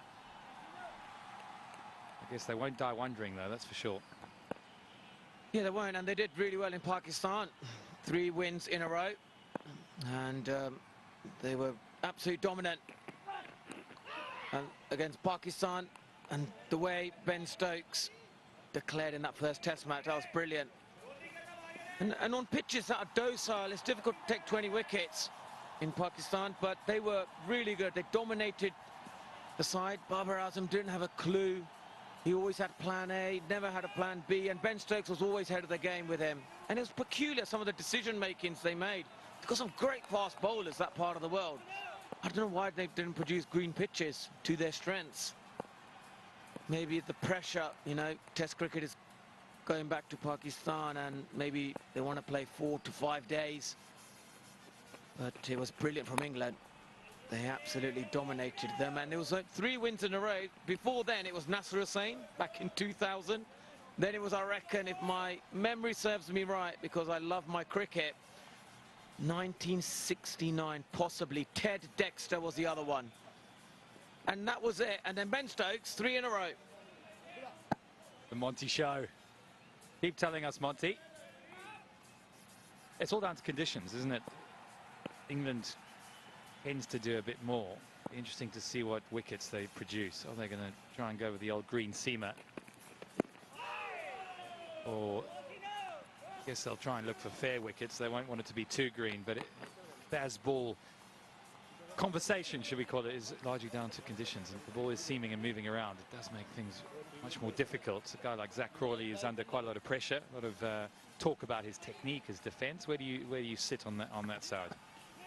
Yeah, look, I think it's all about backing a player. You know, we often think that if a player is got potential and they've got a high ceiling, give them a couple of more test matches, maybe give them another series. You know, if the team is winning with a group of players and a group of squad, keep it as it is. And we often see in this part of the world, that's a lovely shot, straight to the man. Not so lovely when there's a fielder there. And Tino Best has got the captain out. He must be happy after giving great advice to Anurít during the power play. Now he's helping his advisor, Tino Best, with a lovely catch.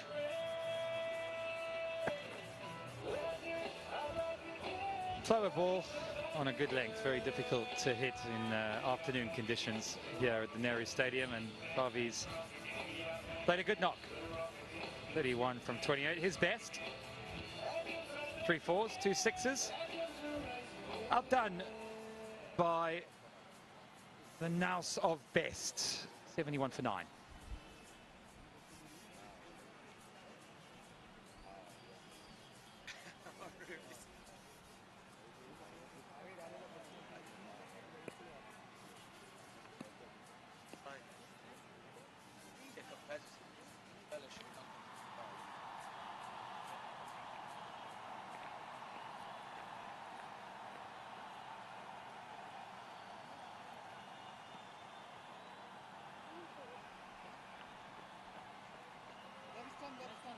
Just 1 wicket left.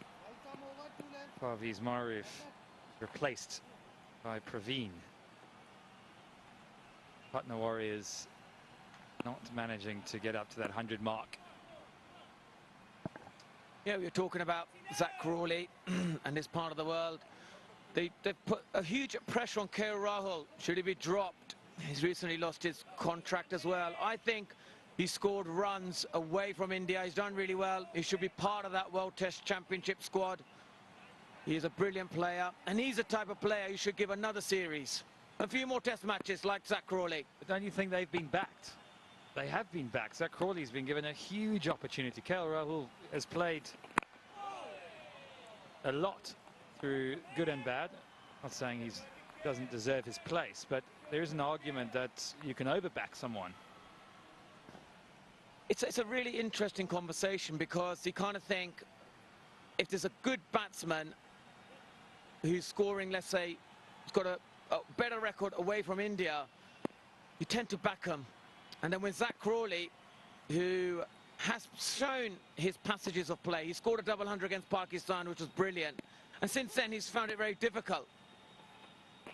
But I suppose when you're winning, you keep the winning squad, don't you? That's end of the over. And the Avengers and the Patna Warriors are 72 for 9.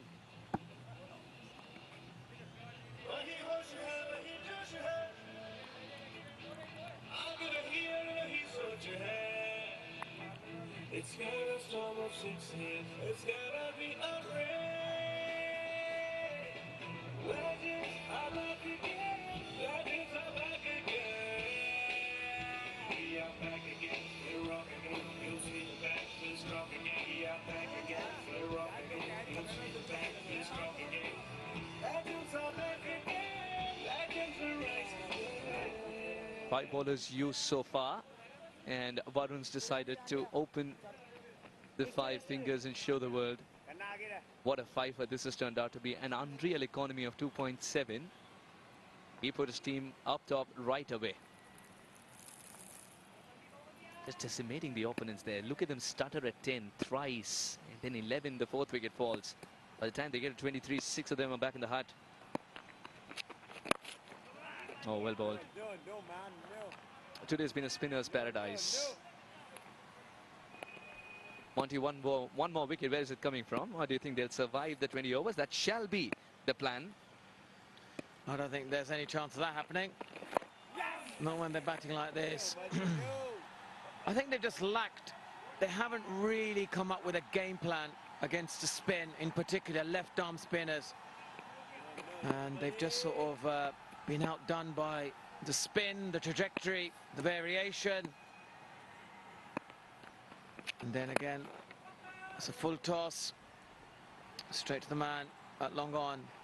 It's been brilliant display of bowling, but you've got to have a good game plan. You've got to think, where are your scoring options? How are you going to take your singles? And I think they've just really panicked. Panicked when the ball's turned, panicked when the ball seamed, gone for the bigger shots, and just gave their wickets away. That becomes a point to discuss, isn't it? Now this is running away. Oh, well done. A couple of runs because of that wayward throw becomes easier. I'll tell you what do you think about the shot selection? You see the 9 wickets that have gone down, the shot selection aspect of it. Yeah, we often say play the ball on the merit. And here I reckon you've got to get a good stride in, get your feet close to the pitch of the ball to negate the turn. The space between where the ball is and your bat has to be close, so that distance, the ball turning is less. Or you go right back when it's slightly short. I just think they got stuck in the crease. Chances they aren't. They're saying it's T20 cricket. We just got to play big. Just got to play big shots. Just swing from the bootlaces, and that's not the way to play the game. Very welcome boundary that. Mudassar gets his first of the last delivery. 16 overs gone, 79 for 9.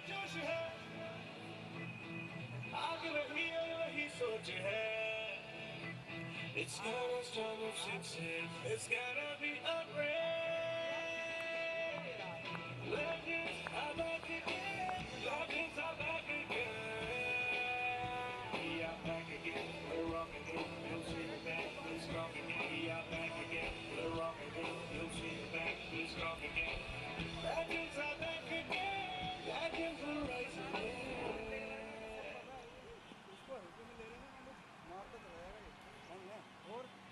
6-4-0-0-7-3. Not much to talk about. Mahroof's the only one who's shown intent with the bat in hand. 31 or 28, the captain. And then Mithun hung around for a while, but Varun sent him back to the hut, and so did Harvey.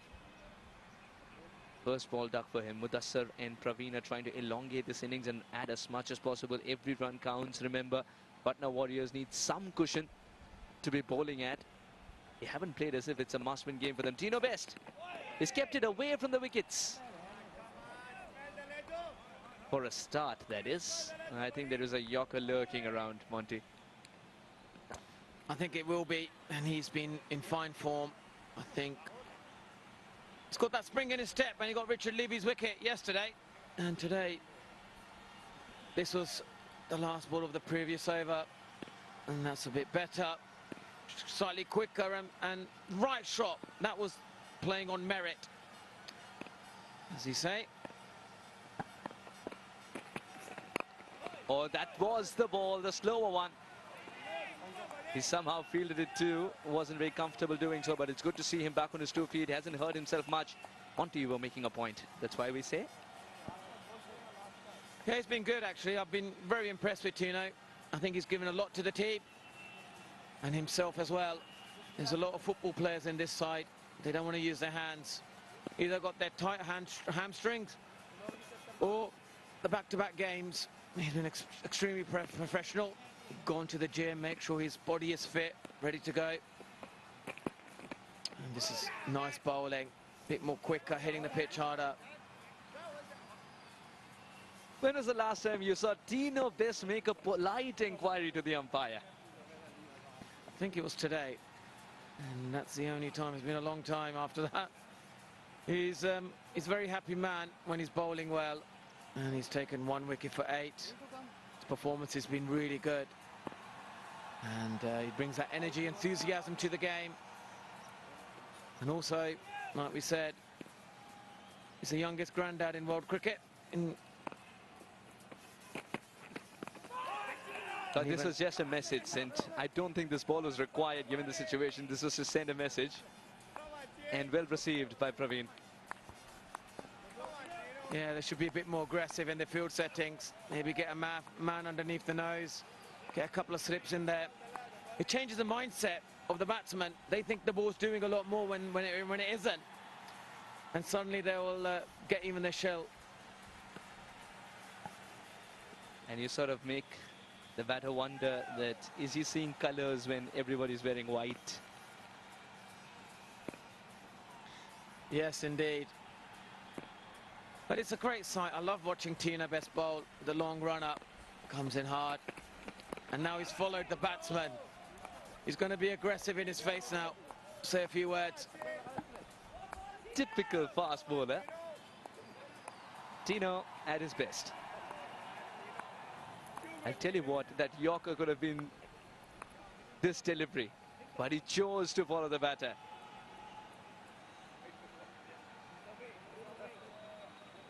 Praveen's surviving. He's got to take care of his forearm here. That's the bowling arm as well. Tino Best is not trying to remove him out of the equation in this innings, but this match. Oh yeah, it's hurt him. It's hurt him. The magic spray is required. Yeah, he's been, you know, it's a hot day like this. He's running in hard. And the fast bowler doesn't like it when you move away. He will definitely look to follow you. And I remember playing a county match, Northants versus Worcester, the great Shoaib Akhtar. He was on fire. And my opposite partner, David Sales, he was moving away towards square leg. He kept on following him.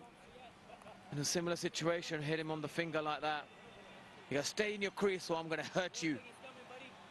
Because the reason they do it is because fast bowlers get annoyed. They don't like that. They like a batsman with a bit of courage. And I hope there's not too much damage on that finger. I never like any cricketer getting injured on the field.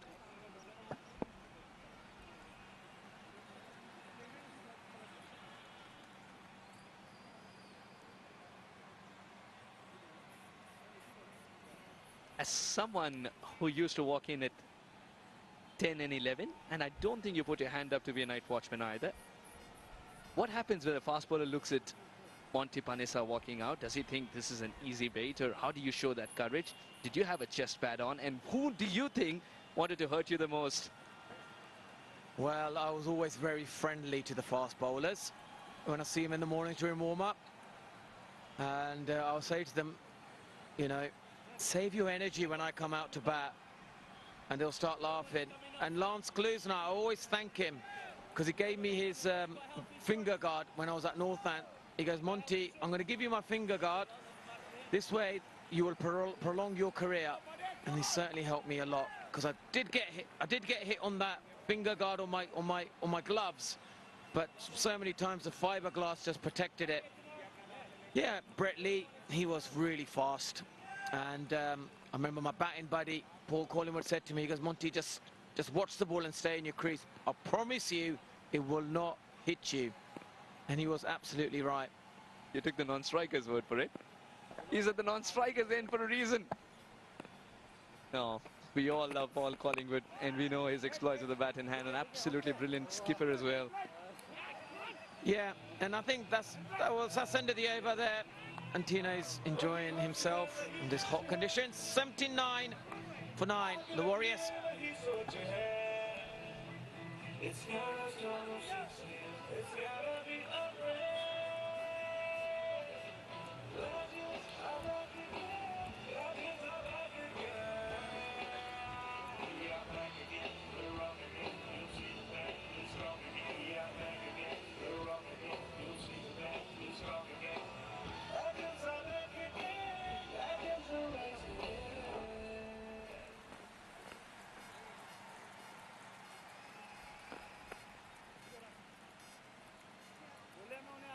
Followed by a maiden over. It's a good time to come in and bowl. And the batters are under pressure. You've pinned them down to 79 for 9, the opponents. It's time to try out new deliveries. It's time to experiment a little bit. The extremely experienced Targade.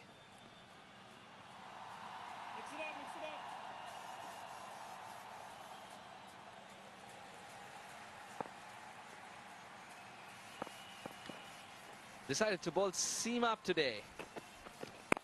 And the keeper is standing up. Monty, did you have counter signs with the keeper?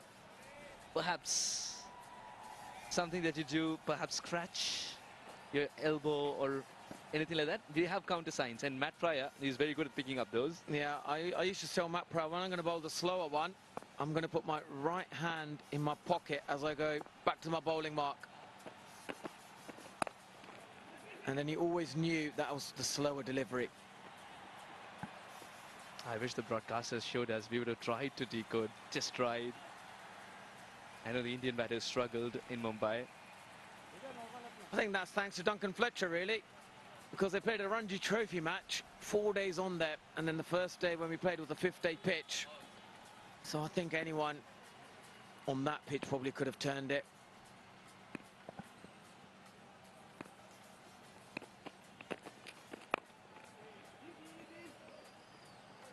Overrunning, ran to the wrong direction, but still was able to get the indicator right. Yeah, it's been good today, the Guwahati Avengers, and I have often said it, when they changed that leadership with Jay Surya taking over, it just completely changed the mindset of this side, and the Nupal Tharanga has led really well today. There's something heartwarming about a fast bowler diving. Oh, good shot.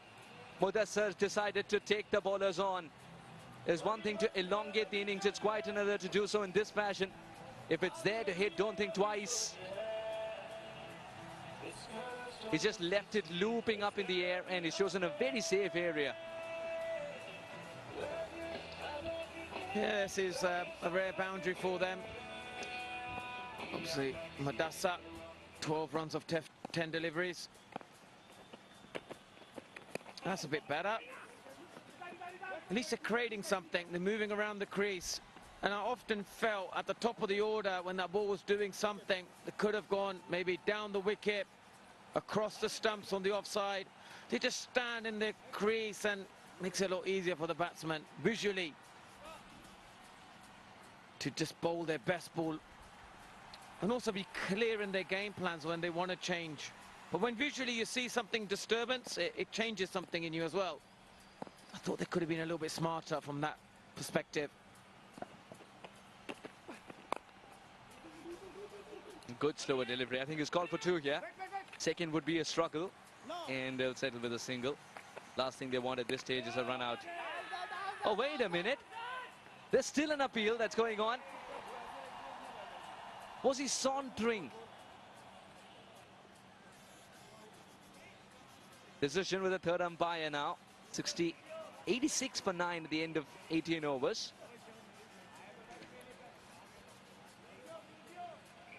What does the third umpire say? Was he taking it a little easy? Was he complacent or was he in? It's always good to see when the umpire gets some help in setting the furniture up.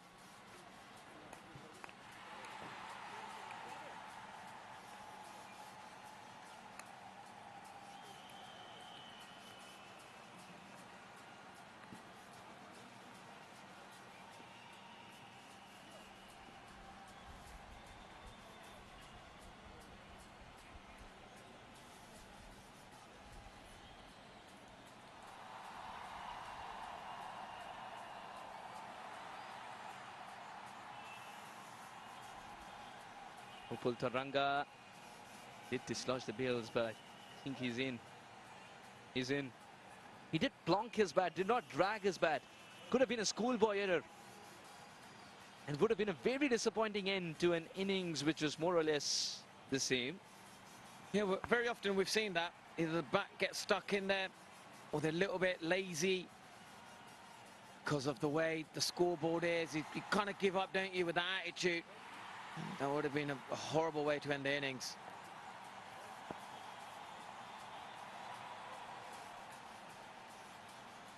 Not out signaled. 18 overs later, 86 for 9. Yeah, it's the right decision. It's not out. But it kind of sums up, really, the Patna Warriors, where they're at. The way they just started. It's always very much sort of, they just felt that, you know, they didn't have any sort of strategy or game plan, and then been quite sort of lethargic. Just generally the way they've approached their batting. Apart from the captain himself, I think the rest are kind of like, you kind of get the sense that when you get into a habit of losing, or even when you get a habit of winning, you tend to keep repeating that.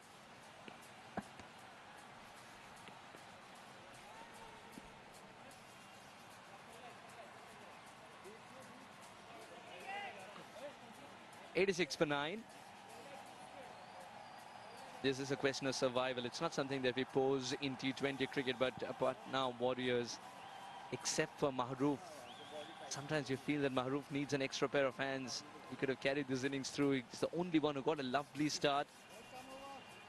Mithun hung around for a while, and otherwise single-digit scores. It's not going to help. Anureet Singh, who's been breathing fire, he's picked up 2 wickets in his first spell. He bowled 3 on the trot and was swinging the ball. Now with the old ball, not very old, 18 overs, and it hasn't seen a lot of tonking. Well, gets into a lovely position to play that shot, but there is protection for that too. Wonder what is the word in the international circuit about wearing the chest guard? Does it send a statement to the opposition that I might be a little meek, or is it because, or you say we need to protect ourselves because our skill is bowling and we need to be at our best and fit for the same? How do you view it, and what's it all about? Yeah, well, prevention is better than cure. You don't want to injure yourself by being bravado, the macho man, thinking that fast bowling is not going to hurt me. Anytime it can, you should wear a chest guard if you need to. I used to always wear it because of my bowling. If I got a crack in the rib, you know, then I can't able to then bowl and get over that front leg with a broken rib on the right side of me. So I used to always wear that, and I used to get my equipment made, especially from Adelaide, all the inner thigh guard. He says to me, I always said to him, extra inch on the thigh pad, on the elbow guard, inner thigh guard, and the chest guard was 2 inches bigger than it was needed to be.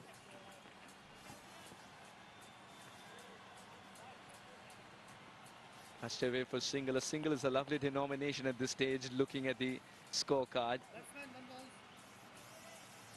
Yes, but I just wonder, why doesn't the chest guard enjoy as much privilege as the helmet? Yeah, it's a great question, and even yesterday, opening batsman, he got hit on the helmet and he didn't have the guards on, and I told him, mate, do get that. Do get this for your protection. You don't want to get concussed. But protection is really important because you do not want to get injured. And I don't like seeing on the field any player in agony or in pain. But often the competition, the way the batsmen are so aggressive, especially against the fast bowlers, that's the nature of the cricket, isn't it? But if you're going to swing hard, make sure you've got plenty of protection. Good delivery. Lovely change-ups here. Anureet Singh. There's so much to learn from him, any youngster watching. The way he changes his line and length and still is perfect according to the situation, and the way he sequences his short balls. He doesn't want to give it too early. He give it away too early. Anureet Singh is developed into this specialist bowler. And some of the deliveries that we've seen in this over as well have not been the death bowling option deliveries.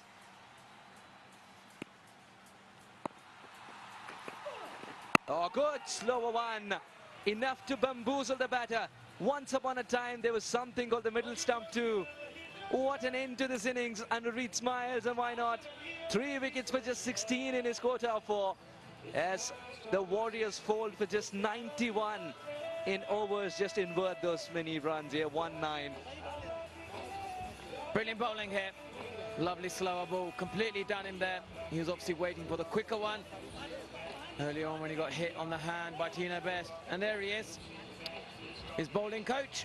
He must be delighted. Well done, Monty. Well, 91 is what the Warriors got. Now the men in blue are searching for number 9-2. Upul Taranga, will he come all guns blazing, or will he give the opportunity to other boys to do the same? We'll have to wait and watch.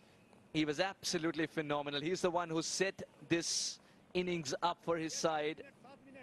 Picked up a fifer and always wanted more. Was very hungry for wickets, Monty. Very much so, and it was at the start of his bowling spell when he bowled a LB. Then he had the confidence. First fifer of the tournament, and was brilliant. Look at that top order, really. After Bisler gets out, just tend to, just lose lots of wickets. And they were, surprisingly, it was Maroof during the power play. You never expected that. I don't think he was ever in that position when he played for Sri Lanka. But he batted well. 31 runs off 28 deliveries. Formed a nice little partnership of 46 with Mithun. But then after that, it was just very difficult. He got to 91, but this should be pretty straightforward, in my opinion, unless there's a Bollywood movie in this. The partnerships suddenly disappear in between, and that's been the problem for the team here. He just wanted more partnerships. Maroof hung around with Mithun and scored those 46 runs. That's the only form of resistance that you see. Mudassar and Praveen tried their best towards their end as well, but couldn't elongate the innings till the allotted 20 overs. The Warriors needed more partnerships indeed. Now, the Guwahati Avengers had a lot of bowling options today, and they gave the opportunities to bowlers who usually don't roll their arm over to. That's because Varun was able to neutralize the big threat batters, and that means with his fifer, he becomes the pick of the bowler as well. 3 wickets for Anureet. Don't forget that. When was the last time you saw a pacer and a spinner dominate together? Is there something in the pitch for the spinner, or is there something in the air for the spinner now? Because 4 wickets for Sanat Jayasuriya yesterday. Varun picks up 5 today. 91 is what the Warriors manage. Avengers are looking for 92. Yeah, let's go to Shafali. Who has she got in the dugout? Thanks, Nick. Well, I'm alongside Tino Best. Tino, you faced a similar situation earlier when you were playing against Vizag Titans, and they made the lowest score of the tournament, which you could easily chased it down in 7.3 overs. And this is a similar situation. What do you think, in how many overs you can chase this total down? Well, I just want the victory, to be honest. I think the wicket is a bit difficult. Obviously, we are playing on a real used surface. But for the spinners, it's hard. For the pacers, when you're facing the pacers, it's a lot easier. But true and true, I thought that the guys put a fantastic effort, playing 4 straight games, quite difficult. But I think the guys looking strong. I think that we can get this in how many overs once we win. Okay, tell me, how was it to bowl alongside Anureet? Yeah, obviously, bowling is on this surface is quite tough, but I mean, just he's the leader. I always tell him that he's the leader, obviously, because he knows these surfaces a lot better than I do. For me, it's all about just using my pace at the right time. We went in with a different game plan today. It worked. It came off brilliantly, and that's why I want the skipper to use me. Obviously, not really any power play because guys can use my pace, and I have no handbrake. Okay, and what an excellent performance by Varun Khanna from your team, who took 5 wickets in 4 overs and just gave away 11 runs. Yeah, brilliant. Leading from the front again. At the end of the day, the Indian players, in any competition that you play, is the local players who wins you the competition. Yeah. And the pros are just there to facilitate and to support. So I thought he led marvelously with his left-hand spin and just leading from the front. Was on a hat-trick as well. I thought he was marvelous today. And tell me about Mahruk's wicket as well today, and he looked in form, but he took it. No, man, he know that I'm a bit wounded. There's no physio to tape my ankle, so he knows that I'm the ankle impingement a little bit. Need my ankle to be strapped. But any fast bowler know he needs a physio. A physio is like our best friend when you're a fast bowler, but there's none wrong. So obviously bowling on one leg, and he tried to take advantage of it. Cheeky easy. That's sad, but I hope you get well soon. Yeah, no, not an injury. It just needs taping. That's support. I'm always fit. Come on. Never injured. Never injured. Come on. We know Tino Best is the best and the fittest. Thank you very much, guys. All right, and all the best for the rest of the match. That was Tino Best. Thank you, and over to the comms. Thank you. Thanks, Shefali. Now let's have a look at the wickets that fell, and rather quickly.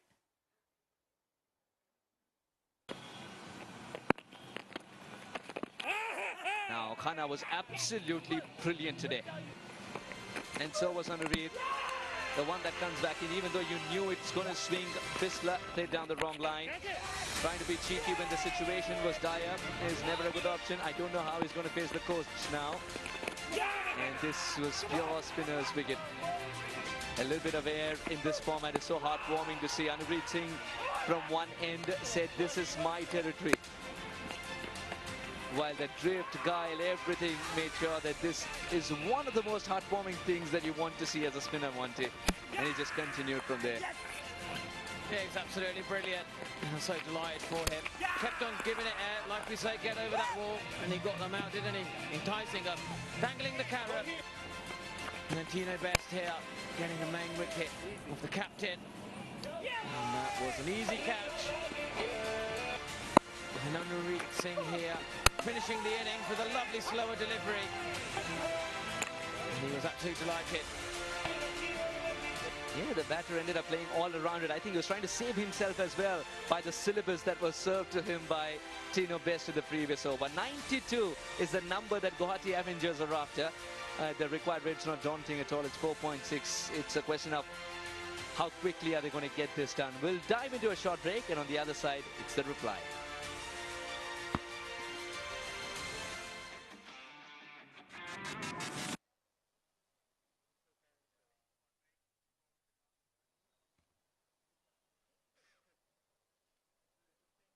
Job, Monty.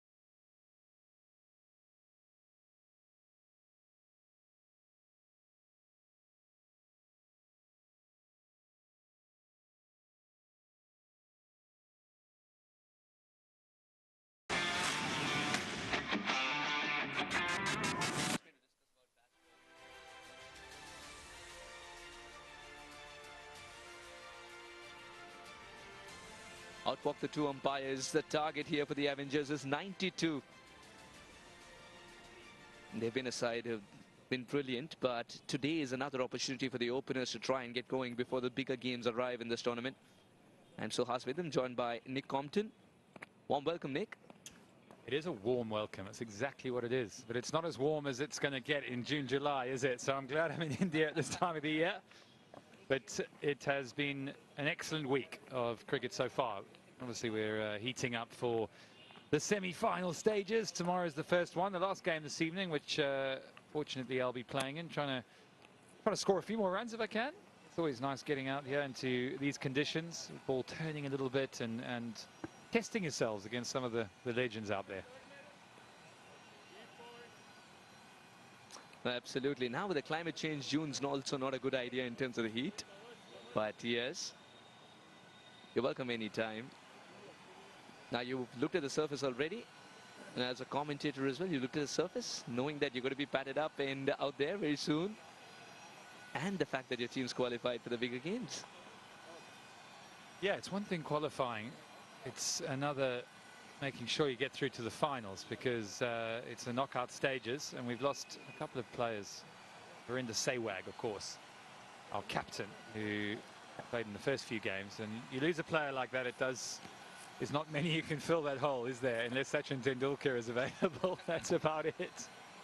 Now, Vishu Khatri was excellent with his figures. Now, Rahul Yadav has also scored a lot of runs. Best of 62, not out. Today, Upul Taranga has decided to take the back seat and allow everybody else. It's some part of me that said, Upul, come on, open the batting. It'll be fun to watch you get some runs under your belts before the business end of the tournament.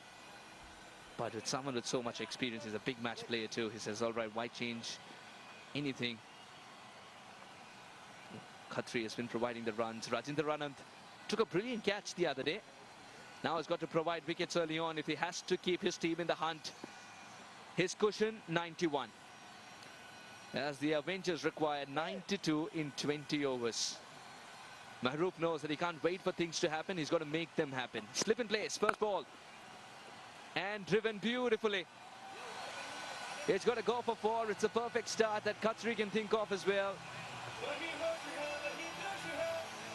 But as a bowler, you have very little option. You've got to pitch it up to try and bring the slip into play as well. Well, class is the word that comes to mind. Beautiful cover drive. As textbook as you'll see. Can't fault Rajendra for trying to get the ball up there and see if there's any swing. But Vishu equal to the task. 4. And he goes hard again down the ground. This one is a full toss, and this is equally a good shot, a little bit straighter, and gets the same result. This was the easier of the two, isn't it? The first was so elegant to watch. This one just a push. Result remains the same. Anand gets it terribly wrong. Beautiful flow of the bat too, and no chance once it beats mid off. No chance for anyone. And Khatri is someone who's known to go for the big shots from the word go. But today he's chosen not the aerial route. Look at him try to ease it in the gap. Excellent effort on the field. It gets difficult to field at point, isn't it? It's a specialist position. Yeah, it is. I spent a good 15 years at backward point, and like any fielding position, you get accustomed to the angles, to the movement that you need, the positions you need to get into. I think backward point's an athletic position. I mean, I hark back to being a young kid watching Jonty Rhodes, who's been very involved with the IPL, and he was, well, I think he was the greatest backward point fielder we've ever seen. Just a hint of swing. The swing factor has gone down. Yeah, you've got to be ready to pounce left and right. So you have to have a low center of gravity when you're walking in as a point fielder. You've got to really walk in with intent. So young kids listening or people watching, about timing that walk as the bowler turns in his mark, getting low, getting your eyes nice and level, knowing that it could be a catch or you might have to do a dive. And then once you've done that, you've got to get up and hit the ball to the keeper or hit the stumps. Tried his best there. Despite that roll, the ball will roll away to the fence. And we'll keep the chat alive. It's a brilliant point that he brought up too. It's going to go for 4 though. Runs in double digits already. 1 ball left to finish the first over. Full marks for the intent shown by the fielder. But it's just timed it so well, Rahul, of the very first ball, that it's gone for 4. There's a one-handed effort in that tumble.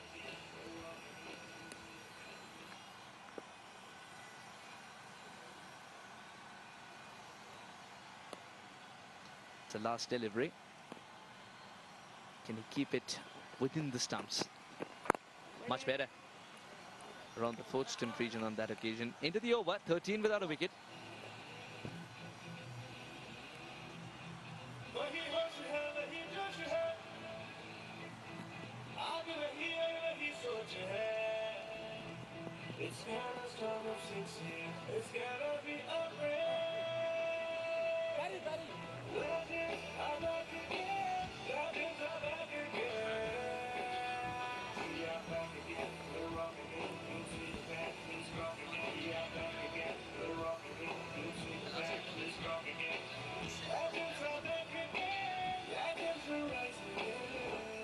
Vishus moved on to 9 of 4 balls. Rahul 4 of 2. Both of them are amongst the boundaries. 13 without a wicket. Guwahati Avengers. But Nick Compton in the com box. Nick, you said low gravity, something of that sort?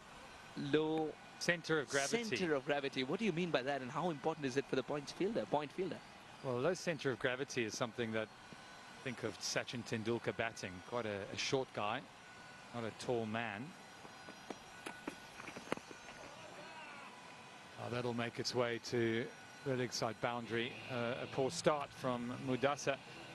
Yes, so shorter batsmen will have a lower center of gravity, meaning they're lower to the ground. They have perhaps a greater stability because you're bending your legs, because you're getting yourself hunched a little bit more, which means you are ready to pounce forward and back if you're a batsman, but also as a point fielder, left or right. So you're standing tall. Very easy to push you over like a tree in the wind. So you better be the grass on the windy days. Gentle nudge for a single. Now I also wanted to know, as a point fielder, did you have a chant? Because not every ball is going to come towards you, and the angle's also not, say, mid-wicket or covers when you know the backflow is going to bring the ball to you. Was there a chant or a routine that made you get into that concentration level? For sure. Very much like batting, when batters have their own little routines and things to do. As a point fielder, it was about timing, walking in and making sure that when the ball was bowled, I was set. So I was then set and still. And by being still, I can then make a very clear decision as to the clarity of that ball coming towards me. If I'm moving and I'm still walking when the ball's been hit, I'm not balanced, am I? My head's not still. It's like a batsman. The batsman head is moving at the point of release. It's very unlikely that he's going to execute the shot. And that's why the best players, the Tendulkars, when you watch them, the ball delivered, they are very still. And they make, obviously, very good, decisive decisions.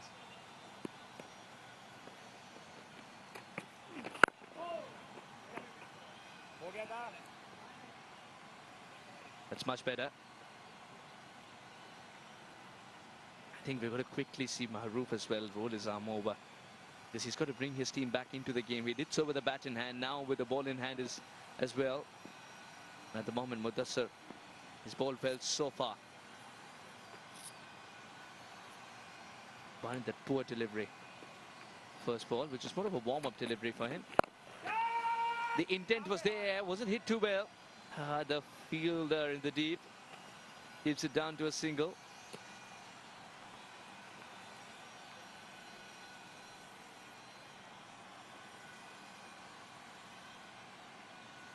after that boundary of the first ball, which is a leg by, of course, it's been a very quiet over. And the Avengers can afford such an over because they're not chasing a target which is huge. Less than 100. Oh, this one came back in sharply. It had a bit of Anureet in it too. It's gone. Mudassir's provided the first breakthrough. The fight is on. Avengers lose their first. 20 on the board. Sharp inward movement. Ooh, just clipping the top of leg stump, I think. Very, very good bowling. Wicket to wicket. Rahul Yadav, that's the end of his day. He goes for 4. It's now 20 for 1.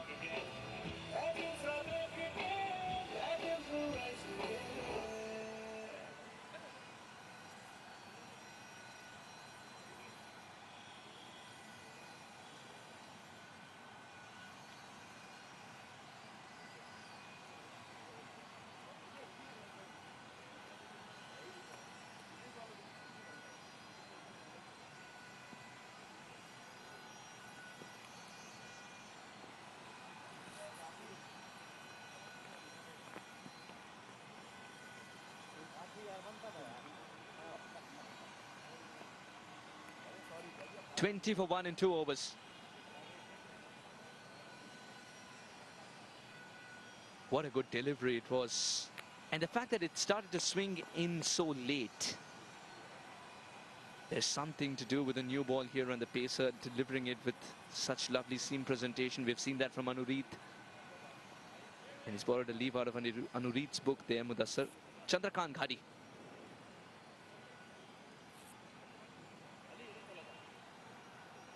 Very seasoned campaigner will find himself with a non-strikers in as the wicket fell off the last ball.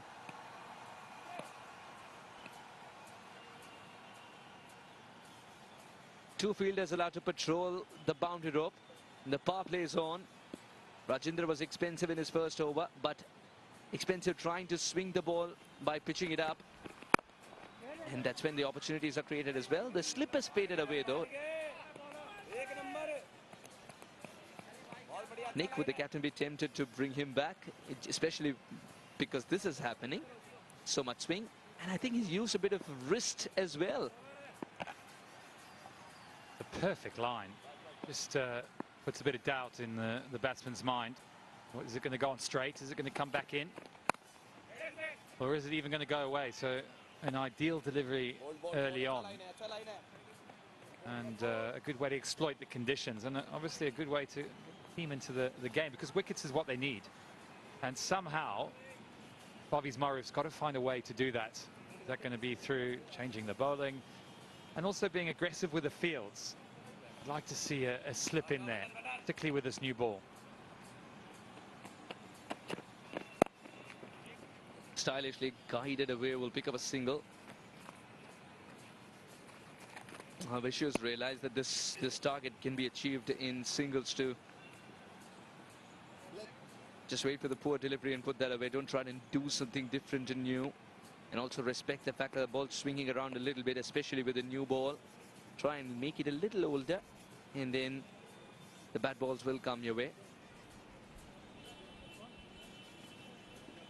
I think the idea of Vishu right now should be to make the bowlers look as innocuous as possible before the shine on the ball goes away.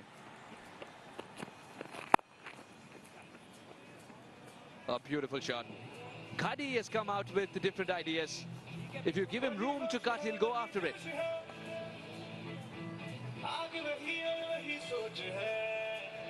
Yeah, stark contrast from the first over. This is short and wide, and you just got to get a little bit of bat on it because there's no one down there. Ball runs away for 4. The Avengers are going pretty good at 25 for 1. Runs are coming quickly. Not what the Warriors want when they're only chasing 92. Have to bowl this one again, so it's not been a productive start for Anand.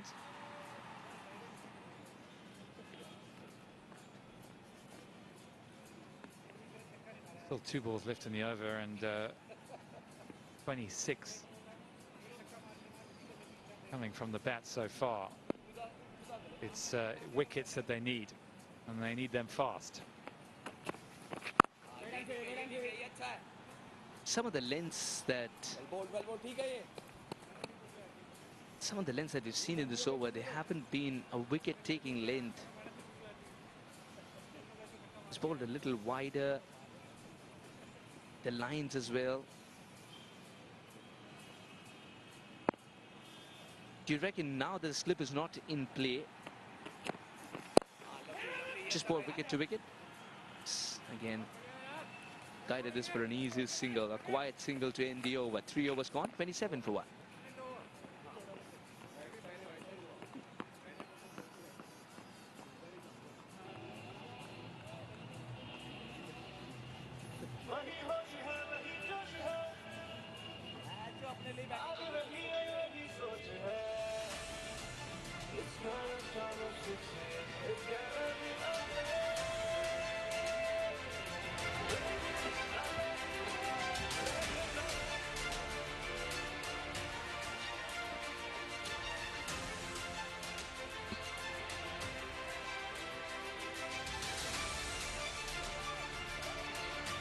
Now this match is between number 4 versus number 5 as far as the standings are concerned.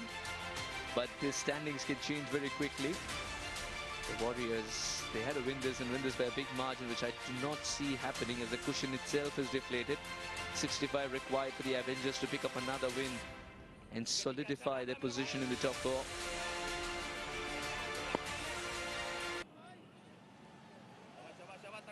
$27 for 1, the Avengers. Chasing 92. He's standing outside his crease. He wants to negate the swing there.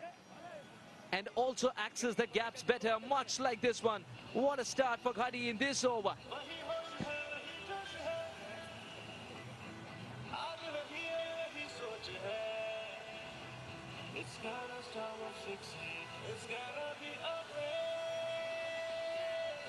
Another classy shot. A little bit more wrist in that one. Not the high elbow we saw in the previous over, but that's just as effective. Avengers are keen to get this game done and dusted. If they're going to bowl over pitch deliveries like that, it could be over sooner rather than later. Again, a nice shot, carved backward of square. Better shot, actually. Just waited a fraction longer. And fantastic placement for a very well-timed fall from Guwahati. He's such a risky cricketer. And nobody moved. At this moment, looks like Guwahati knows the field better than the opposition skipper. Beautiful shot. Now what do you do to trouble him? Ball wicket to wicket. Every time room has been given, he's thrived on it. Oh, it's got him. This time the room was missing. And Mudassar has disturbed the stumps. Second wicket for him. And he's the only man who's keeping Warriors in the game. Guwahati departs after a quick fire 13. Attempting a cut shot of a delivery which was not there to cut.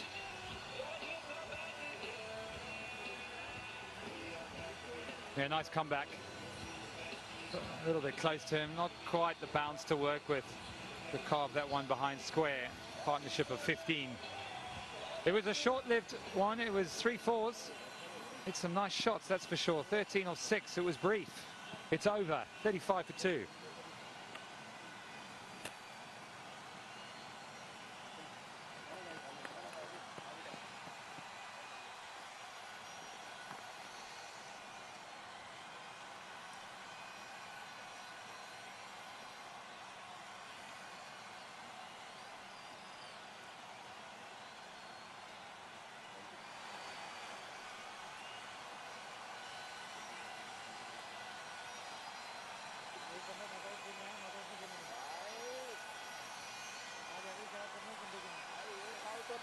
$35 for 2, Mudassar. Excellent figures, those 2 wickets, 10 runs and 9 balls. And the batters are coming after. Yes, the boundaries will be hit, but it's about being adamant that he wants that wicket. Got hit for 2 boundaries back to back, and what a good comeback. Shafiq Khan's in the middle. Best of 24. in the 5 matches that he's got. He's got to start a couple of times. That's about it.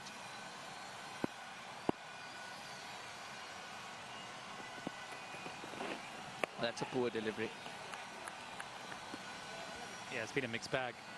Some good, some not so good. Some good shots and some not so good shots. Been the form of today, 92 the target. So if you're just tuning in, it's a low-scoring run affair this afternoon. Seen some excellent scores in time, particularly in the evening. Daytimes have been a little bit of a mixed bag. And that is a stunning cricket shot. That really is of the highest caliber. Stood up tall, off the back foot. Wow, that was nice, wasn't it?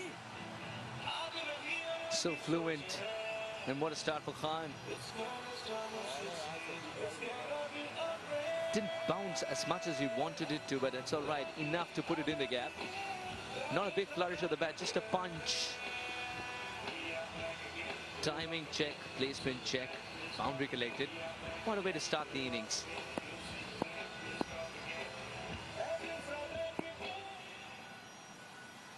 Three boundaries in this over, but a wicket too. And still a ball to go. Remember that extra delivery, wide down the leg side. He's got to run in again. What do you do now? Mudassir is providing you the wickets, but he's also going for runs. And the cushion is just depleting by the minute, Nick. Don't really have a choice, fortunately. I think you've got to continue with your wicket taker and hope that he bowls more good balls than bad. I think that's about as simple as it gets. Not many runs to work with, you're right, but wickets will dictate the outcome of this match. Ball just coming in a little bit, getting the odd one to hit the seam and duck back into the right-hander. He's already got an LBW dismissal that way. Very early on, ball darting back. At the end of the fourth, 41 for 2.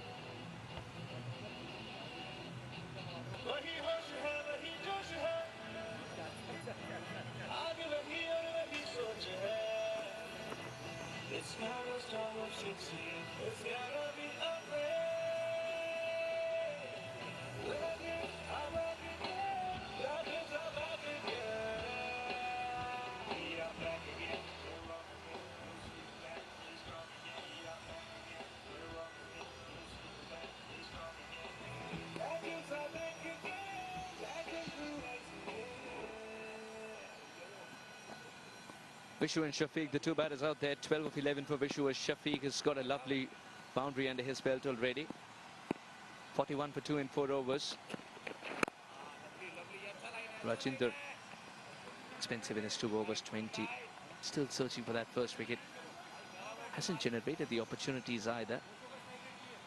And the bowling is being milked very easily, Nick, especially on the leg side. Square leg's been the go-to place for both the right-handers.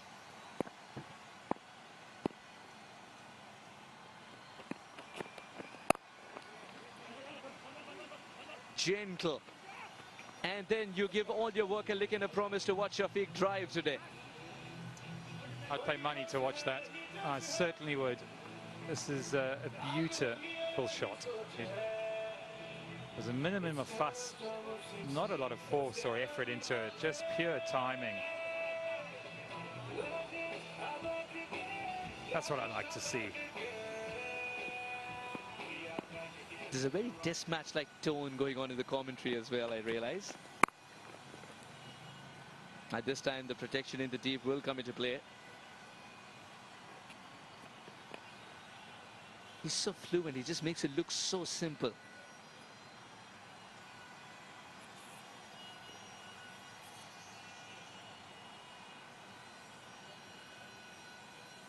.46 for 2 and one more shot of the kind that we saw off the first ball. Get to the half century rather quickly. Much like this, wasn't in total control, but oh, it's not a boundary. He slapped it back into play. Good work there. Didn't time it too well. And Vishu knew it. Still, the shot was on. From that length, 9 out of 10 times he would have put that away. The ball didn't race away either after it bounced. Just blocked itself. Trying to be cheeky. The situation doesn't ask you to. Now Nick, decode this for us. As someone who drives so well yourself on the cricket field. I haven't shared a cab ride with you, car ride with you. Look at this. I don't drive in India, I'll tell you that much. That is glorious. That is textbook. It's a shot of the highest class. And you don't say that often in T20 cricket when players are gripping that bottom hand so tightly and hoiking it over to the leg side. That was a rare shot of timing, of placement, and of the nice high left elbow, which comes out of the MCC coaching manual quite often.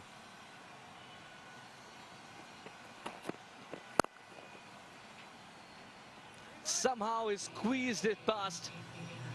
That's going to be 4. Then in the 5th over 2 as the 50 comes up in superb style. 53 for 2.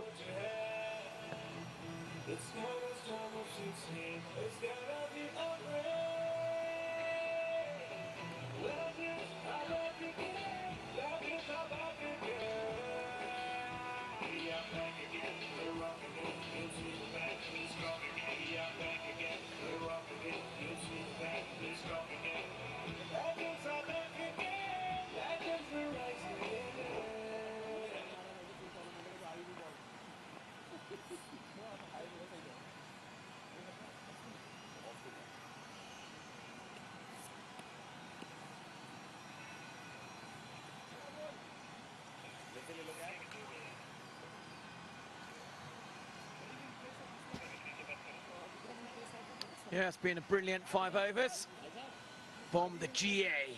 They have definitely played like their title, the Avengers, and they have been marvellous. And I must say,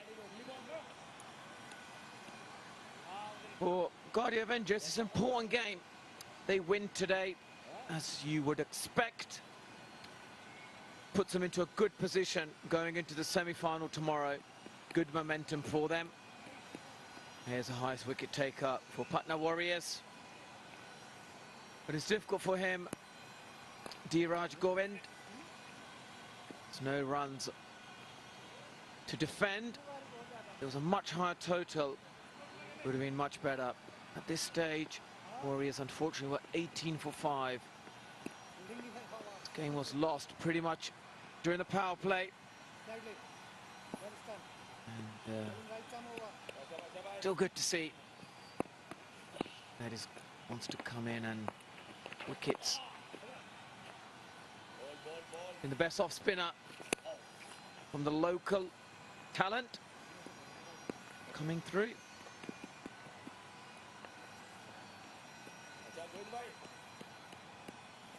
Must be disappointed as well. You can see it in their body language.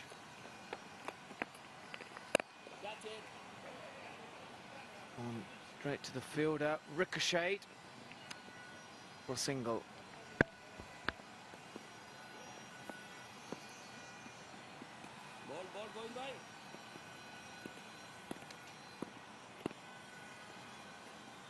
It's taken a while for the spinner to be introduced.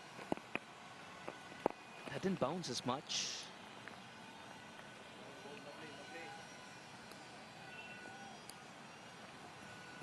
Apologies, mate. Didn't introduce my co-commentator. Obviously, lovely man. Tamil Nadu, based in Delhi now. Well known. He's part of India. Well done. Monty, you've done your homework on your comms too.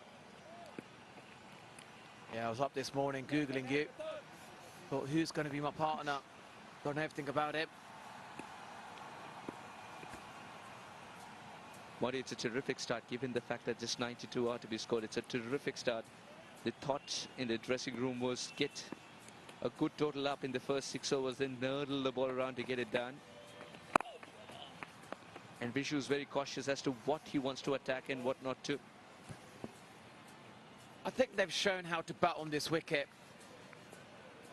And if this is Patna Warriors did the same, it would have been a much better, closer game. Like I said, there isn't much, there's not many demons in this wicket. Centre the over, 57 for 2, the GA.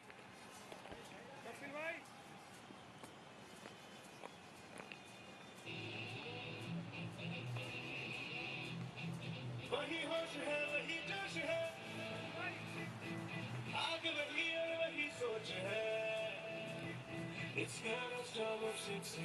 It's gotta be a rain. Legends are back again. Legends are back again. We are back again. We're rock again. You'll see the back. We're strong again. We are back again. We're rock again. You'll see the back. We're strong again. Legends are back again. Legends will rise again.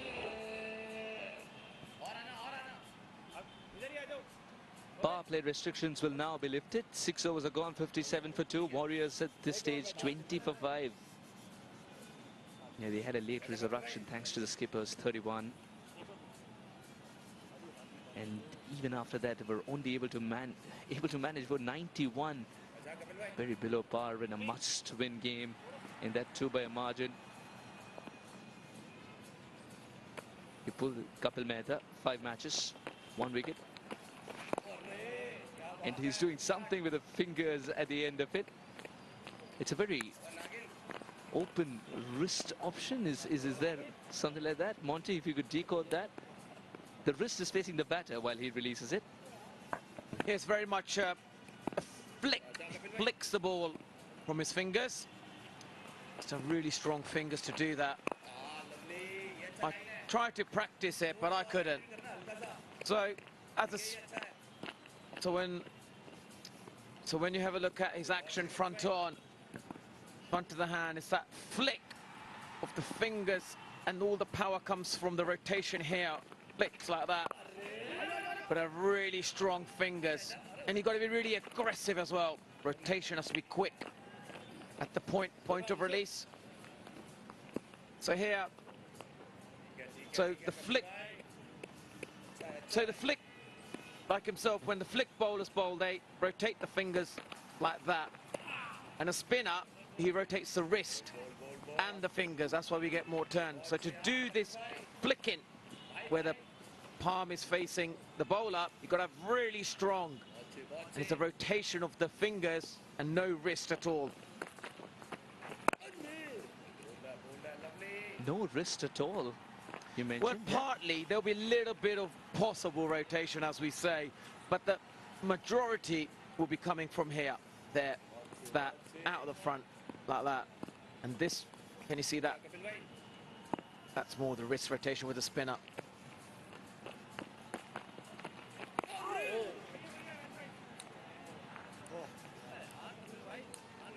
One thing's for sure, he's figured out the pace to be bowling at this track. 60 for 2 after 7.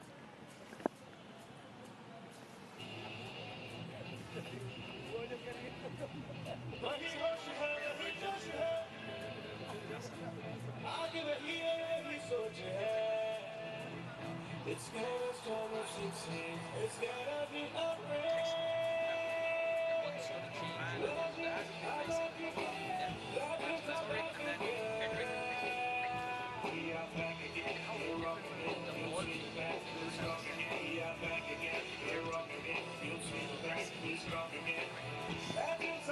Warriors in 91 is what they managed. The Avengers are cruising towards 92 at this stage. 32 required in 78 balls with 8 wickets in hand. The Warriors have got to pick up wickets, and they've got to pick a truckload of them. As the captain decided to roll his arm over, not yet. Dheeraj was very tidy in his first over, asked a couple of questions to the batters.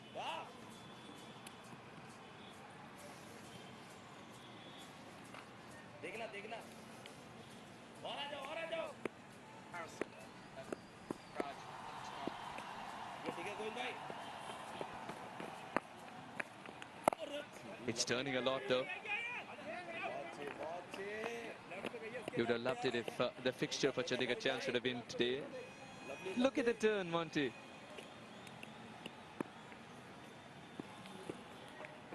Yeah, this is always giving it air there. And he's got that kitchen sink. Lovely hitting. Disturbing the kids' gameplay as well. That's how far he's hit it. What a shot. That's indeed out of the park. Into the adjacent one. Very clean hit. And you knew it was going to be 6. And once it landed in the foliage, he had come out with a plastic bat. Little did he realize that he had to sign up for a leather ball.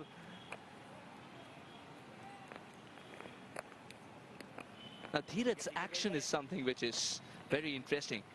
And of course, our game's moving towards a place where unorthodoxy is more welcome, with the game shrinking, as repeatability is a virtue that you usually go for if it's a longer format of the game.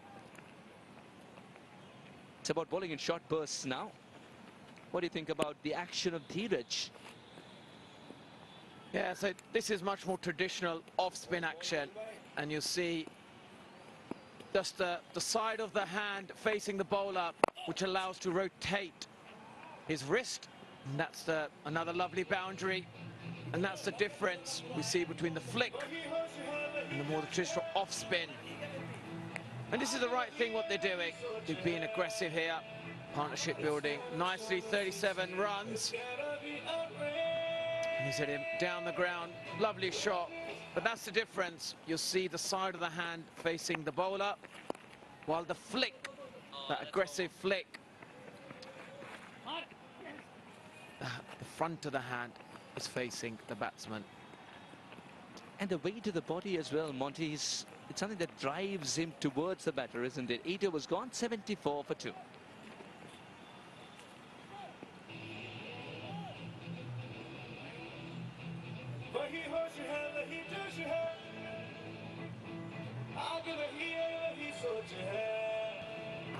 It's gonna start off 16. It's gotta be a rain. Love it, I love it again. Love it, I love it again. We are back again. We're rock again. You'll see it back. We're strong again. We are back again. We're rock again. You'll see it back. We're strong again. This is the highest partnership so far. Vishu and Shafiq, 39 and just 29 balls. It's picked up pace as well. And 18 away from victory.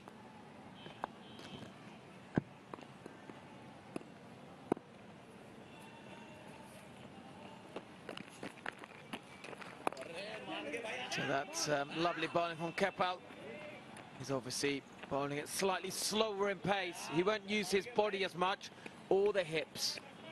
Will be very much all the aggression coming from the fingers.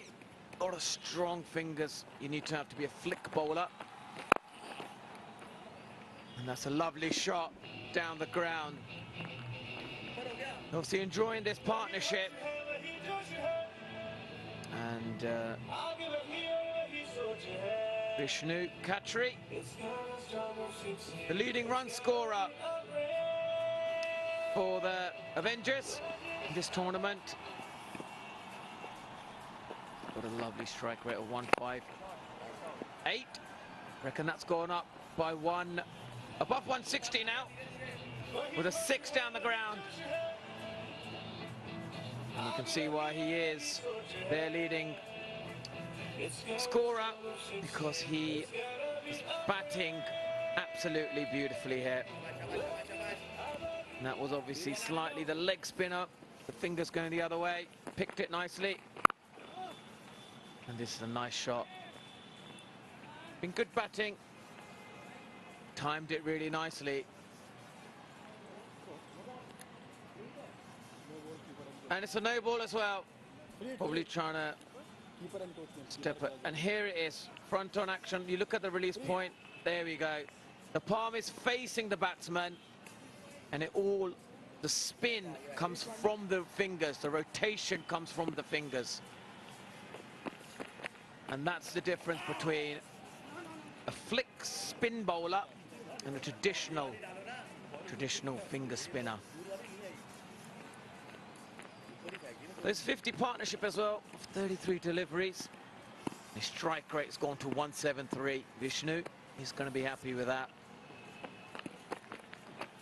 Again, nicely bowled. And that was a lovely sort of arm ball. Doesn't do much. But he's got good variations. He's going through them all. And a lovely off spin there. To end of the over. 87 for 2. The Avengers.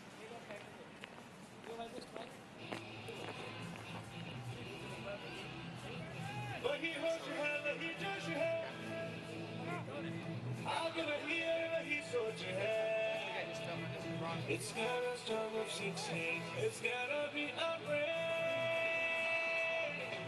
Legends are back again. Legends are back again. We are back again. We're rock again. You'll see the back. We're strong again. We are back again. We're rock again. You'll see the back. We're strong again. Legends are back again. Legends are Yeah, the next game, the day-night game, is Freesat Titans versus Indoor Knights. It's a big game for both of them.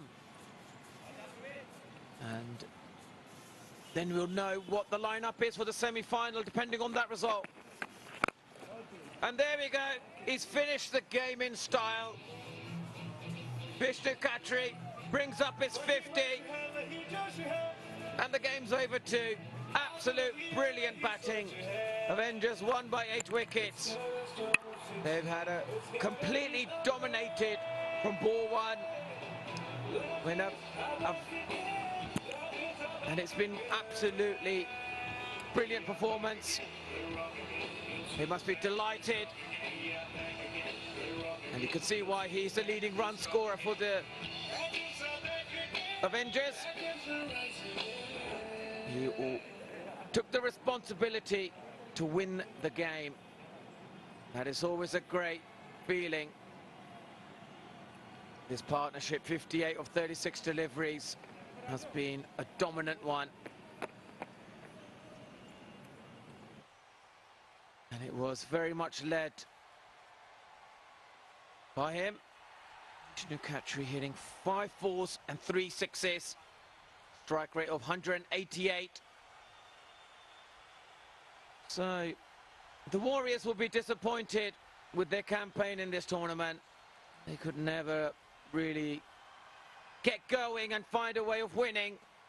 But the Guwahati Avengers, Vishnu batted really well at the top order. Rahul early on got out, with Shafiq giving good support to Vishnu. And that partnership was absolutely brilliant. They got him over the line, and they got a good, healthy run rate too. Be interesting to see who they face in the semi-finals. And these other partnerships started off really well with Vishnu and Rahul. 20 runs of 12 deliveries. And Vishnu, Shafiq, it was their show. And they completed the job really nicely.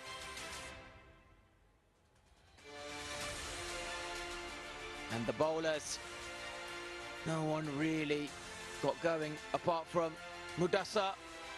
Got a couple of wickets, did his job, but Rajinder and even Praveen, Dheeraj, the leading wicket taker, couldn't get much assistance from the pitch.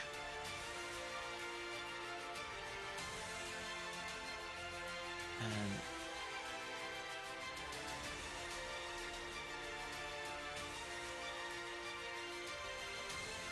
the match summary. Apart from Marif with 31 of 28 deliveries, they completely lost this game, to be honest. Varun was the main man. 5 wickets from 11 runs. First 5er of the tournament. He bowled brilliant left arm spin. And Anurit as well, 3 wickets. His bowling coach Tino Best helping there on the field. And then Avengers, there was a complete dominant performance with the bat. Vishu at the top, 51 runs of 27. Brought it up with nicely, won the game with a 6, and they will be looking forward to tomorrow for their semi-final.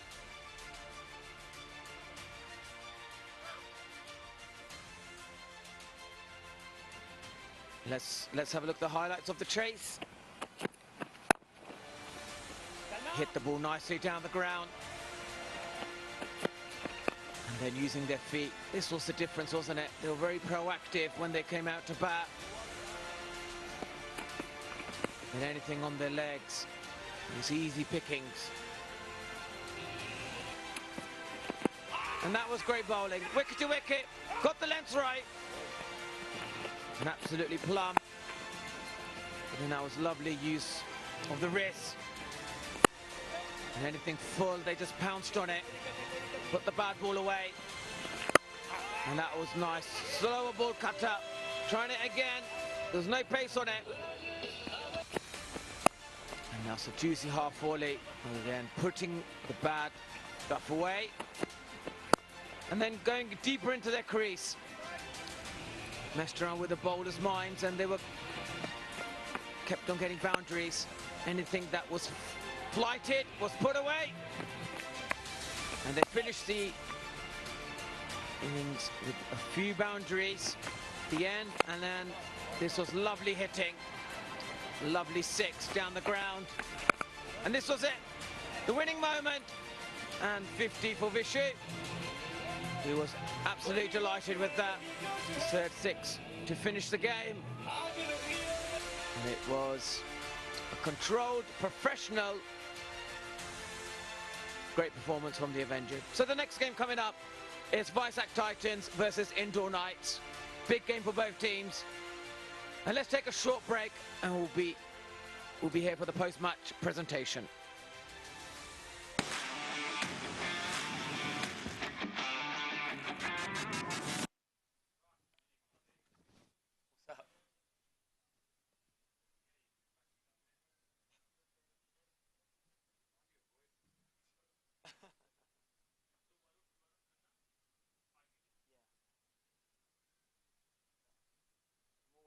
Favouring the left-arm spinners. Yesterday was Jayasuriya, today's him. I'm biased. Well, I told you many times, you never listened to me. So I don't know, left-arm spinner, I think you should let the ball turn and then hit him cross the line, like towards long on and mid-deep, mid-wicket. Let it turn, you mean wait for it short? No, even when it's full, you, like the subcontinent batsmen, what they do is if they see that they pick the length quickly, when they see it slightly, you know, on a good length, they will wait for the ball to turn and then they'll whack it there. Off the back foot? Not off the front foot. But the English players, you mean just a regular? Yeah. So once it's turned, there's no. Check 1 2 3. Check 1 2 3. So like, Check you know 1 2 3. Check 1 2 3. Yeah. Check 1 2 3. Check 1 2 3. And then it's strained and hit you. Should have just. Sorry, as a stop delivery. Should have waited. Half footstep. Let it turn and then bang straight. That's what the subcontinent batsmen. That's how they bat. That's how they smother it. Yeah, smother it. I was trying to slot. I slogged for 6. Because you naturally have a larger stride, but the subcontinent batsmen, they bat like that. They bat obviously in a different way. You mean they play off the back foot? No, off the front foot. They let the ball turn, and then they go after. If you understand what, it's more of a half a shimmy rather than a committed going on the front foot. And then they're very quick to go on the front foot if they've got the length wrong. Because they pick the length quickly, it's a half shimmy. They don't commit so much on the front foot quickly. You think I commit too much? No, English players do, because the ball skids on a lot. Yeah, we sort of go there and then we you go have there. to, because if it skids on, you get LB. Here, slower pitches they put up on, so that's why they can afford to do that. You understand? Yeah, I do. I think also left arm spin, if you get the length right, you can slog sweep, but the ball turns into the back. Exactly, that's what I'm trying to say. So you look to hit long on and deep mid-wicket, that area. But then some guys go over extra cover, don't they? That's more the width, That's right? more, depends on the style. Like Vizsla, he's a naturally extra cover scoring option. But like Richard Levy, when he gets going, you're just like, right, it's Richard Levy show, just hang back. I think you will get out at some point. I think you've got to have a shot in your mind, haven't you? So if I'm facing a left arm spinner, I've got to be looking for something. I can't be just I think for there. you, I think because you're not a natural.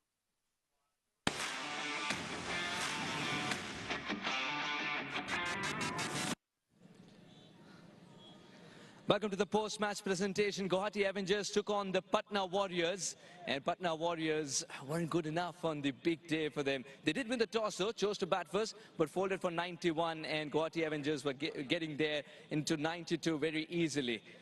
It's time now to thank, first of all, our title sponsors, and then Khiladix.com, our title sponsors. Their support means a lot to us, our title sponsors, and then the co-sponsors, Cycle Pure Agarbatti and Killer Jeans as well. Thank you so much to them.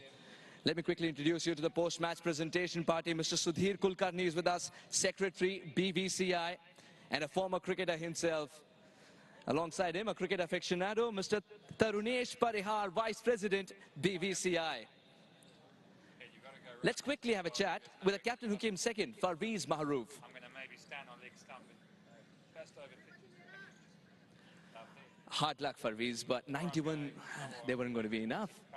Not at all. I thought right throughout the tournament we've been found wanted with our own performances, with the ball or with the bat. So today we changed our fortune. We just thought we'll bat because we wanted to give an opportunity for everyone. But guys got to know where exactly they are in their standards, so they need to improve if they want to go forward. And also we were unlucky with some of the injuries and illness to our top players. So overall it's a good lesson, and guys did have a good time. It's all about entertainment, and we definitely went out there and enjoyed it. What was in your mind when you saw the Pacers do well also? I know the spinners did excellently well in the opposition, but what about the Pacers? I thought Anirudh Singh bowled really well with the new ball. He swung the ball in this condition, which was surprising. Even when I went to bat at number 7, the ball was swinging even then. So I thought the foundation was laid by Anirudh Singh's spell in the beginning, and also maybe I think 34 for 6 going nowhere. And Abhimanyu Mithun and myself, we put up a partnership and got a decent score up to the board. So overall, I thought we were not up to the mark. That's got to be said, and we got to improve as a team, as a group, as individuals going forward. Hard luck today, but all the best for the next season then. Thank you. Farveez Maharouf, the captain who came second. It's time to speak to the winning skipper, Upul Taranga. Congratulations, Upul. I just want to know, where's that lab coach? Because you do a lot of experiments for sure, and all of them work out in your favor. It is, I think, especially our bowlers are bowled really well. Especially Anu, I think he has been throughout the tournament with the new ball, he's taken wicket for us. And of course, I think Varun, he has been bowling really well, and today he took 5 wickets.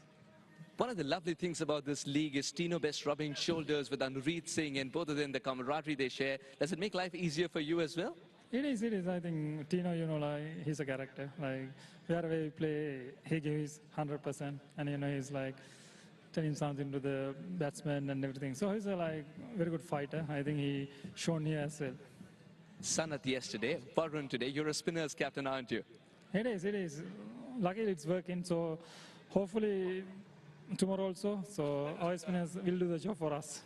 Hoping for some runs under your belt as well. Congratulations on a very important win. All the best. Thank you very much. Thank you. Upul Taranga, the winning skipper. Next up, we're going to give away the player of the match. Mr. Sudhir Kulkarni, the secretary, BVCI, and former cricketer himself, will give away this lovely trophy to one man who picked up an unbelievable fifer on a track which was troubling so many batters. He made sure that he put a full stop to so many good innings as well. Varun Khanna, 5 for just 11 runs. As miserly as he can get, and it's a great attribute to have if you're a bowler. Congratulations, Varun. You deserve this trophy indeed.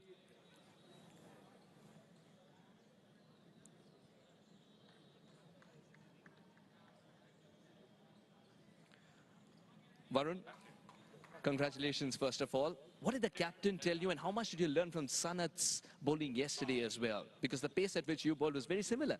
Yeah, it's a big opportunity for a player like us. We are playing first class cricket in India, and the players like the Sanat Jayasuriya sir and Upul sir, they are supporting us really well. It's a big platform to showcase our talent.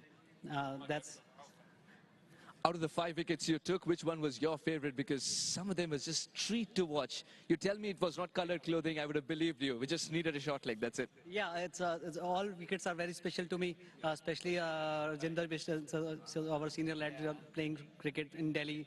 He used to play each and against teams and with us with same teams. So that's why it's a bit special for me. And yesterday morning, my wife told me if you're bowling getting first, you get chance 5 wickets. These are things God days these days. So God listening his voice. And finally, how special is this moment for you and such a crucial juncture of this tournament? Yeah, it's a very important thing for us and player like us. We are playing first class cricket and a lot of us are there, but there's no the platform like this. But this is a great platform to showcase their talent. So Congratulations on a lovely performance. All the best for the next one. thank you so much. I will try my best. Varun Khanna, the player of the match who promises to do even better after 5 for 11. That's the kind of talent we have over here. Well, that's all we've got for you from the post-match presentation. But don't go too far away as the Indo Knights are taking on the Vizag Titans. And we'll meet you for the toss in a moment's time.